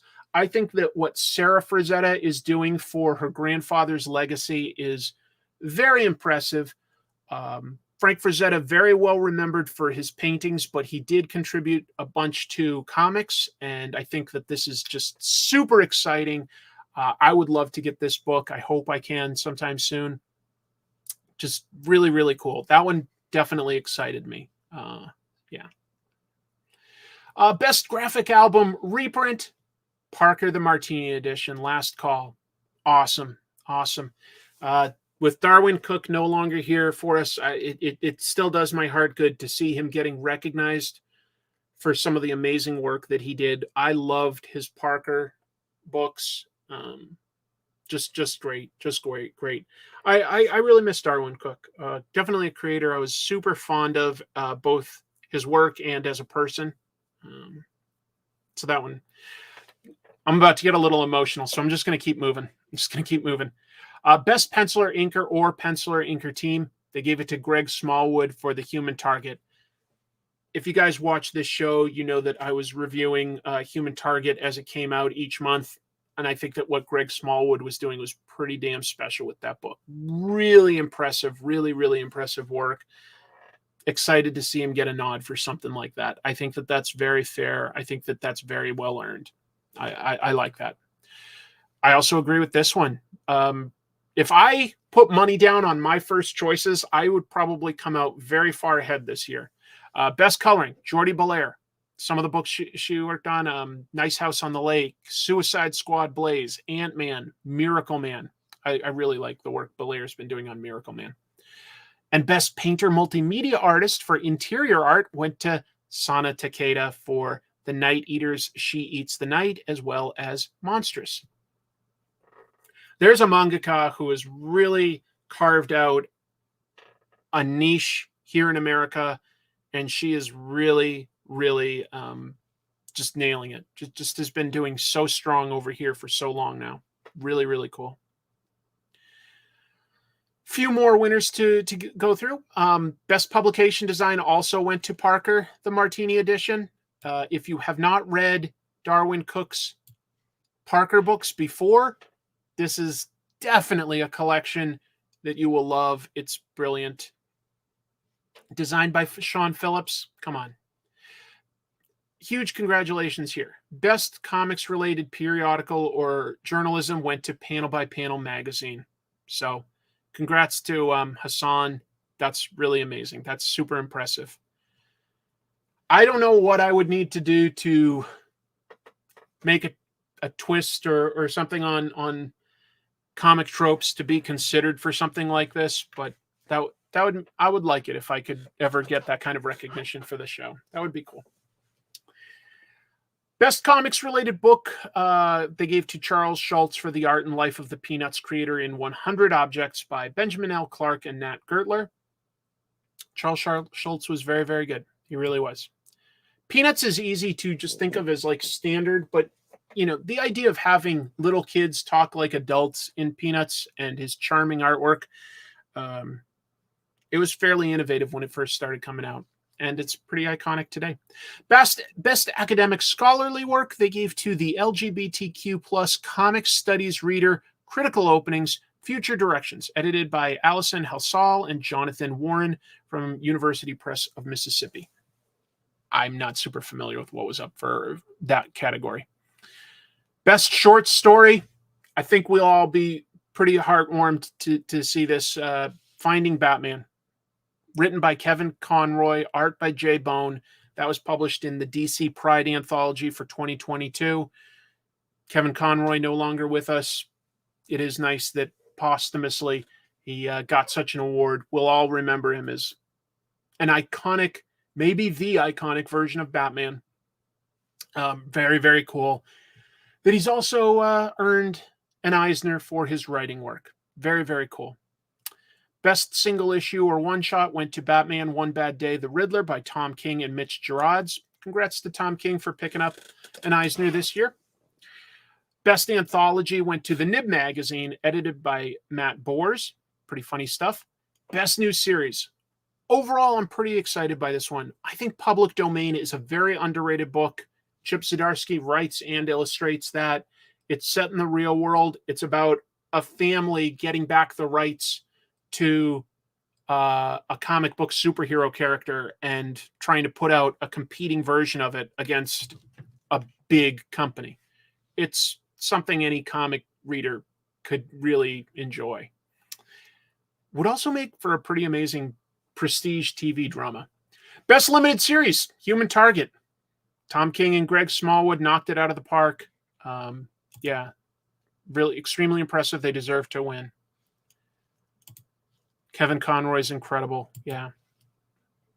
Chip Zdarsky is at the top of the world right now. Public Domain is something special, folks. Really is. Almost done. Best continuing series went to Nightwing by Tom Taylor and Bruno Redondo. So that means Bruno Redondo, that's 2 Eisners for him. That's pretty impressive. Best reality-based work is a book called Flung Out to Space by Grace Ellis and Hannah Templer. Best graphic memoir also went to Ducks by Kate Beaton. I'm not upset about that at all, but I do think that in one of the 2 categories, it might have been nice to see Zoe Thorogood get some recognition because she really did do something special with It's Lonely at the Center of the Earth. If you haven't read it, it's an autobiography. It deals with depression, and it just does some really impressive stuff art-wise with how it presents itself. Really, really cool. Best graphic album new went to The Night Eaters, Book 1, She Eats the Night by Marjorie Liu and Sana Takeda. Happy for them. That's really, really cool. So that's 2 for Sana as well. And wrapping this up, we had some Hall of Fame inductees. We get those every year. The first 4 here are things that people got to vote on. And then there's a committee that actually just internal committee that like puts people in every year. But the vote was like around 13 people. And the winners were Brian Bolland, Ann Nesenti, Tim Sale, not surprised by that one this year, and Diana Schutz. Really impressive editor. Nice to see these people get in. Also inducted into the Hall of Fame, Jay Johnson, Gaspar Saladino, Win Mortimer, Jack Katz, Tatiana Wood. She was a great colors throughout the 80s, especially. Tony DeZuniga, speaking of Filipino artists, Mort Walker, Gary Trudeau, Justin Green, Eileen Kaminsky-Crum. She also passed away this year. Kind of sad. Diane Newman, Bill Griffith, Jerry Bales.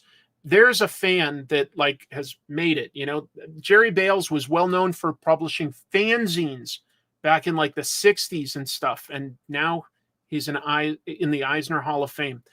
Jeffrey Catherine Jones, Kim Thompson. And Zoe did get 1 Eisner. She got in as the Russ Manning Best Newcomer Award. So I'm glad Zoe got that. I do think that her book deserved to win something, but hey, I'm not complaining. So just some amazing stuff that happened in terms of news that came out of, out of San Diego Comic-Con. I think I'm going to have to go next year. I've never been to San Diego. I would like to.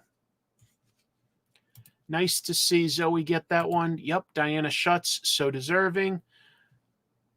Why isn't George Santos in the Hall of Fame? Yeah. Props to Tim Sale and Diana Schutz, both wonderful people that I'm very proud to have spent time with. Oh, that's so nice to hear, Jim. Really appreciate your insights. It's lovely having a few pros like yourself drop in and share stuff like that with us. It means a lot, I think, to a lot of us. We need a Comic Tropes Award with an Infotron trophy. Yeah. We'll see. I guess I gotta just keep doing better work. Let me briefly talk about some of the comics that I picked up this week. And I do have one that I want to recommend. Radiant Black. So, the cool thing about the Massive Verse is that while there are shared characters and stuff, they don't have you read like from this issue to another comics issue back to like this issue. That's not how they do crossovers. This is something that starts the Catalyst War, a war with the aliens that created this Radiant Black power, okay? And behind the scenes, the power has been shared by both Marshall and Nate. But it's glitching. One of them has to decide who is going to be the hero moving forward. Well, something very interesting happens at the end of this issue that I'm just going to go ahead and like share with you, okay? These are not just two different covers that connect. It wasn't announced, but if you go to the very back of the story, there are two different versions. There are two different versions. All of a sudden, the timelines split. There's no announcement. They just, at a certain point, they split. And we get two different takes on what's happening during the Catalyst War. Two different artists that have both worked on this series, Costa and Ferigato. So what's going to happen with the Catalyst War is that there's going to be an A and a B cover for issues 25 through 30, I think. And each one is going to be illustrated by one of the different artists who's been working on this book. One with Nate becoming Radiant Black and one with Marshall becoming Radiant Black. It's not like a what if or something like that. It's just the timeline has somehow fractured here. There are two possibilities. So, yeah, just really, really cool to see the comics surprise me like that. And even though I'm telling you that something shifts there, I'm not going to tell you the whole story that happens in here, but this is the beginning of a war with the creators of the powers, coming to claim it, coming to destroy Earth. Should be exciting. What an interesting take on a story to release the same sort of comic with variations. Yeah, wasn't announced, was just a pleasant surprise. So if you only picked up one of these covers, you are getting the full story, but technically there's a little bit more. And like I say, it's only the last few pages of these issues, but then it's going to go in a different direction moving forward. A fractured timeline is just what I'm calling it. And we will see, obviously one of them will probably become the permanent timeline. But I wanted to share that. I like Radiant Black quite a bit. It's a good superhero book that takes chances, but still delivers the superhero action and drama.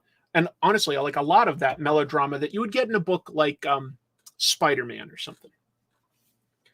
Void Rivals also gave us something unexpected. So this is the book Kirkman and Dave Felici created. It's got original characters, but as we learned with issue 1, takes place in a universe where the Transformers exist. It's just that they're not a big part of this particular story. This story involves two warring alien races. We get to learn some more backstory in this one about it. But what they learned when, like, one from each side crashed on a desolate planet where they were going for resources, and they decided to actually team up to survive. So it starts a little bit like the movie, what's the movie with Dennis Quaid? We've talked about this before. Enemy Mine. It's a 1980s movie where a human and an alien crash. They're enemies, but they have to work together to survive.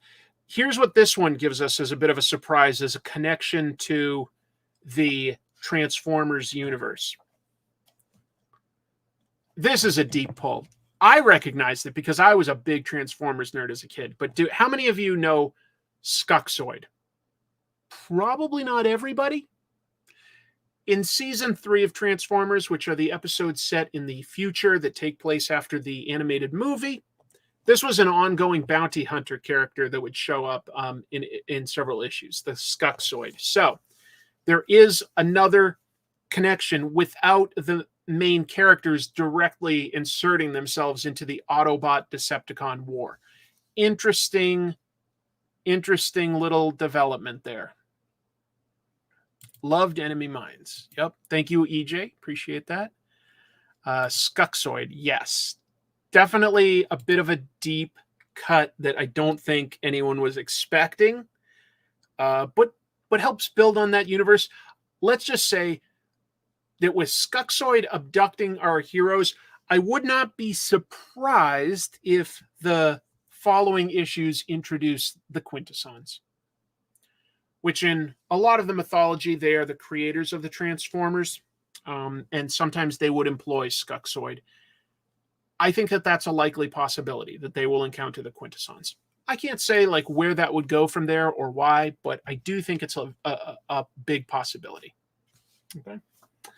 I had to pick this up out of curiosity more than anything else. Mark Millar, Pepe Larraz is a great artist, by the way. Big Game is the crossover, like it's a 5-issue story that crosses over with almost everything Mark Millar has written as a creator-owned book. Wanted, Nemesis, a bunch of other things. Nightclub, who else? I don't know. And the story overall is that back in the mid-'80s, the supervillains teamed up and killed all the superheroes and rewrote human history. But superheroes have started to reemerge, they're saying. So like that, those superheroes would be the various characters from different Mark Millar storylines. And so Wesley Gibson was the main character of Wanted, if you ever saw that movie or read that comic, and he has recruited Nemesis to go out and kill these heroes. I like the artwork. I kind of like the idea, but it is pretty dark and negative. There's Kick-Ass is an important part of this. The ambassadors from like the recent miniseries. It's a big idea. It's a big idea. Your mileage will vary on how much you get into it, depending on how big a fan of Mark Millar you are. I'm not the biggest fan of Mark Millar. Sometimes I tend to like his plot ideas, and then I feel like they kind of get bogged down in tropes that he's into. The R word, Nazis. There's a lot of stuff that like keeps coming back that's really, really dark. Really dark. Yeah. I will buy anything Pepe draws was what I meant to highlight. Hold on. Chemdog. Okay, sorry. They can't all be from the same universe, can they? Yeah, that's what Millar implies in this, is that just about everything he's written, not everything, but just about everything from Nightclub to the Chrononauts all takes place in the same universe. The rat bombs, yeah. I think that Mark Millar has lucked out because he's had good plot and character ideas. I don't always love the execution in the comics, but a lot of it has been adapted, and I think you could argue improved. I think that the Kick-Ass movie is more fun because it doesn't quite try to be as grounded and realistic as the comic presents itself, which it isn't realistic. I mean, it's so over the top. I think the Wanted movie is more fun than the comic. I think Logan movie took some stuff from Old Man Logan and I think was better. I think the Kingsman movies are better than the comics. That's just my opinion.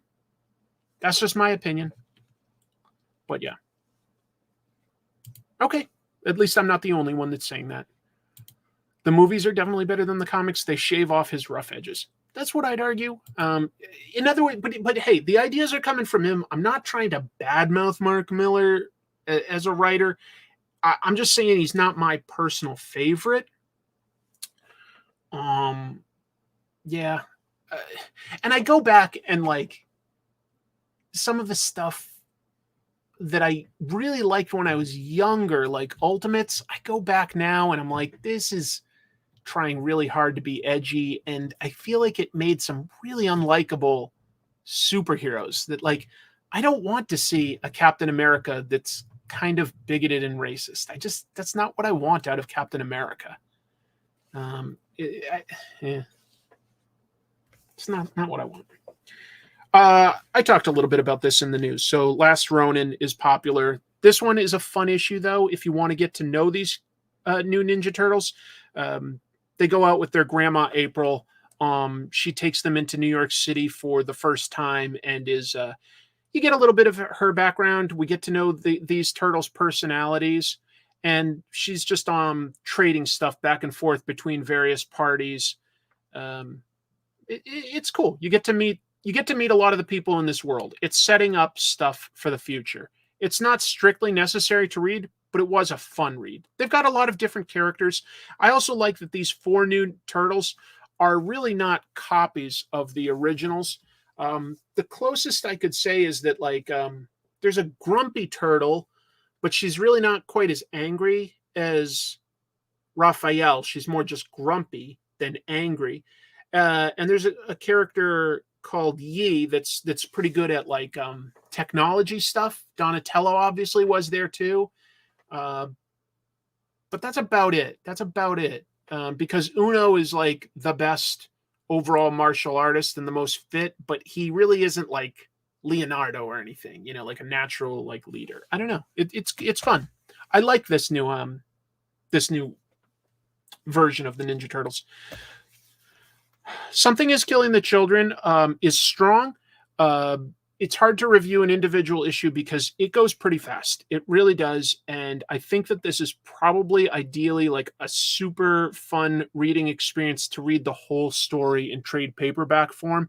But I'm not patient enough for that to wait 6-7 months at a time. So I do enjoy reading it this way. But I think that overall the story would be a lot more fun to read as one whole story. But I also think that Werther Dell'edera's art is good. That's cool.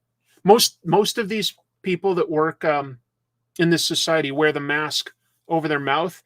She's sort of losing her mind and she flips it and puts it on top. So she's wearing this upside down technically, but I this is a good villain. Cut her. She's crazy. She's dangerous. She looks like she has the physique to go out and cause chaos, There's a lot to like about this.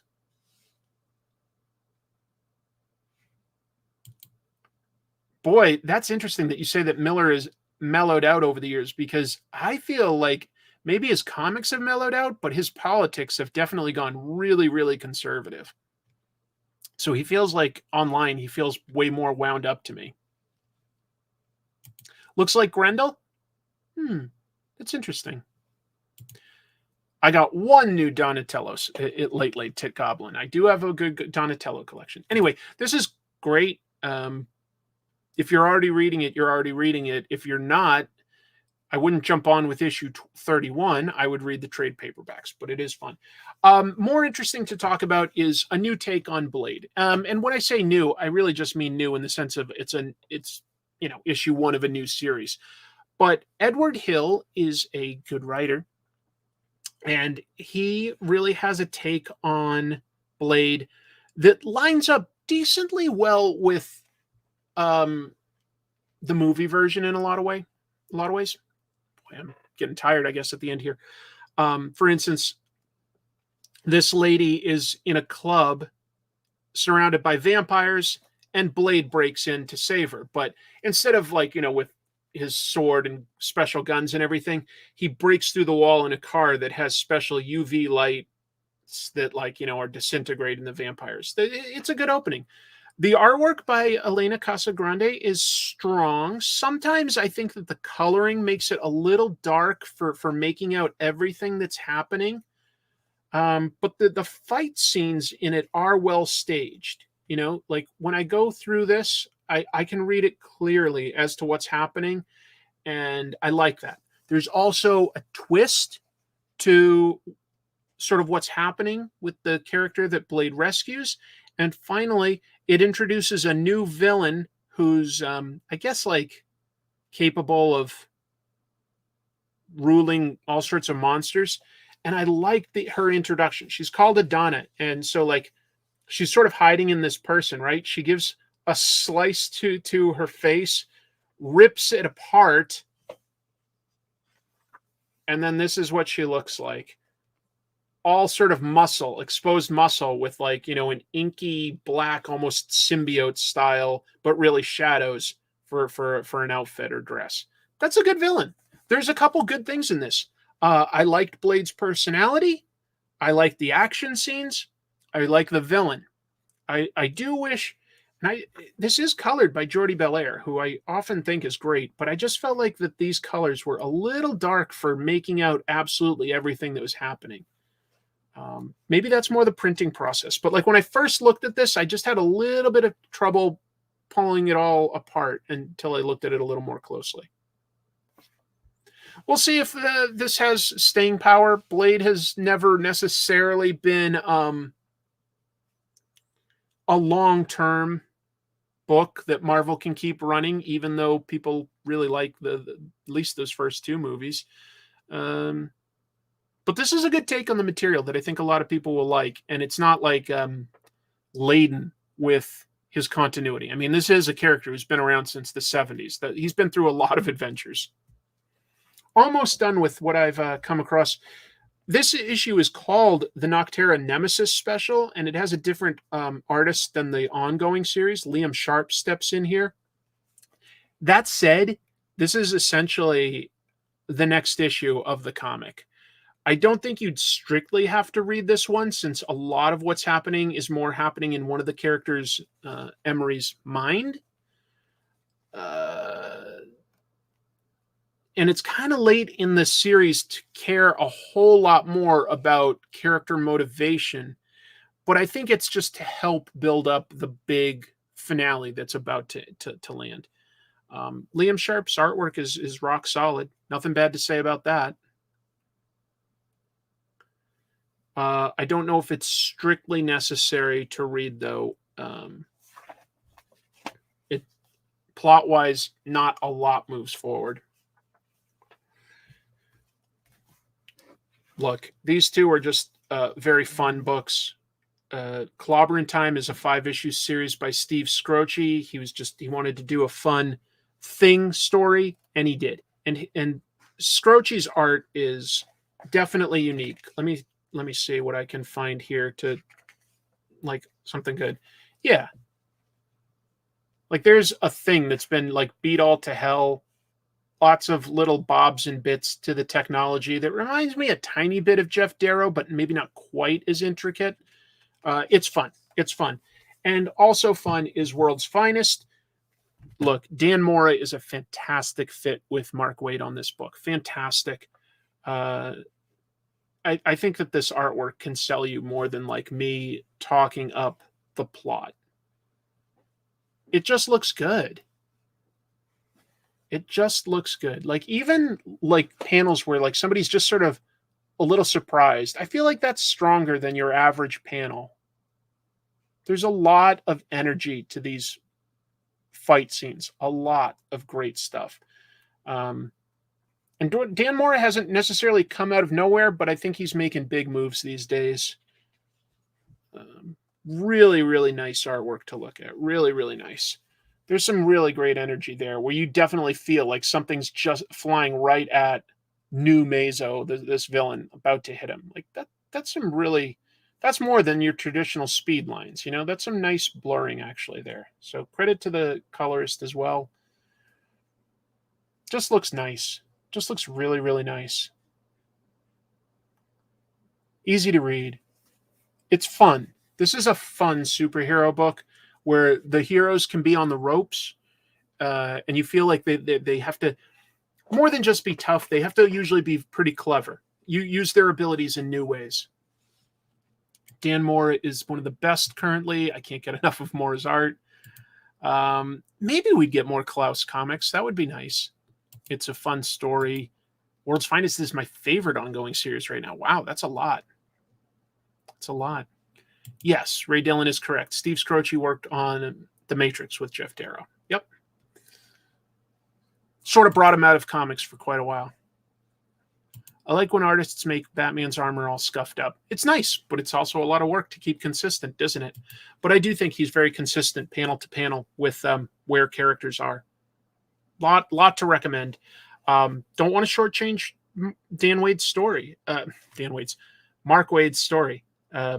He's writing a story that plays to Dan Mora's strengths, and that's impressive.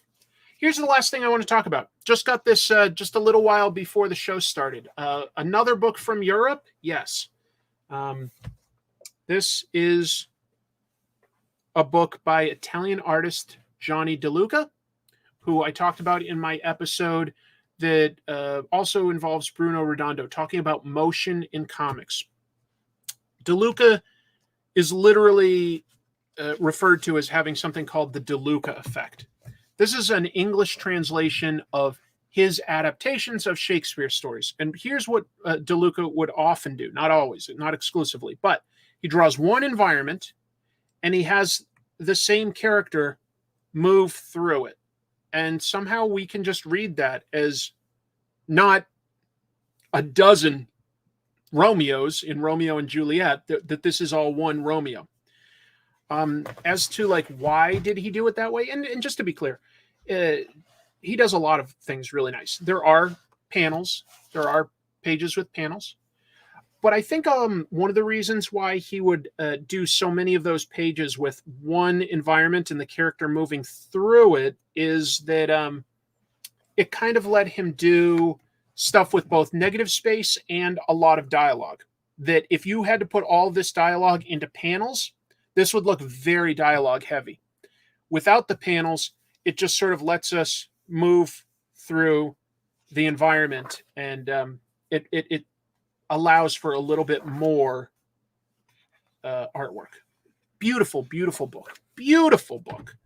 If you just want to admire something for its beauty, or maybe you're a fan of Shakespeare and you want to see a unique take on the material, this can work on that level as well.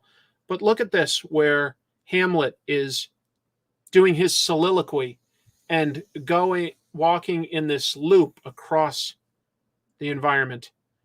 It feels a little bit like a play in that regard. You know, there's a stage and then the character struts upon it. These are relatively brief adaptations because, of course, that would be a lot to put into a comic to tell a full Shakespeare play. But DeLuca does a lot more than just interesting storytelling skills. He also has beautiful illustration skills and beautiful composition skills. He can draw, things, objects like these ships. He can draw people. He can draw outfits.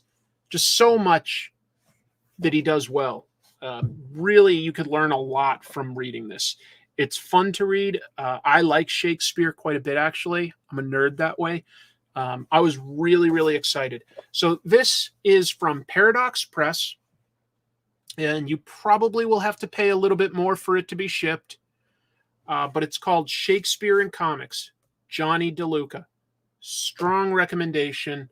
If you love comics and want to just appreciate what you can do with it, the possibilities of comics, DeLuca is doing something a little different than the average person. Look at how this fight scene is composed. We don't usually see a fight scene like this. Very unique, but still energetic and dynamic in its own way. There's so much to admire here. Look at how the attention to detail in this environment. You're not going to mistake this for the wrong place or anything. Just amazing. So this is a treat. I would strongly recommend it. And that's basically it. Yeah, I know. Only a 2-hour, 45-minute show. Why are you shortchanging me, Chris? Sorry. That's everything I got to talk about. A lot of news that came out of San Diego Comic-Con. Maybe next week I'll be able to do a little drawing or something like that. more to look at there without the color. Yes, these were originally published in color. This is black and white. I like black and white. I like to be able to appreciate the artwork, but kind of a unique one that I wanted to share. Thank you so much for joining me, folks. I really appreciate that you gave me some of your time. I feel like I benefited from it. It was a blast talking to all of you about comics and hearing your opinions. Thank you for the super chats. The donations really mean a lot to me. Help keep comic tropes going. So if you can remember to, if you can just hit like on this video or potentially leave a comment, those are two things that can really help this channel grow, which would be nice. And I will have a comic tropes up this weekend. I'm pretty sure a lot of it is done.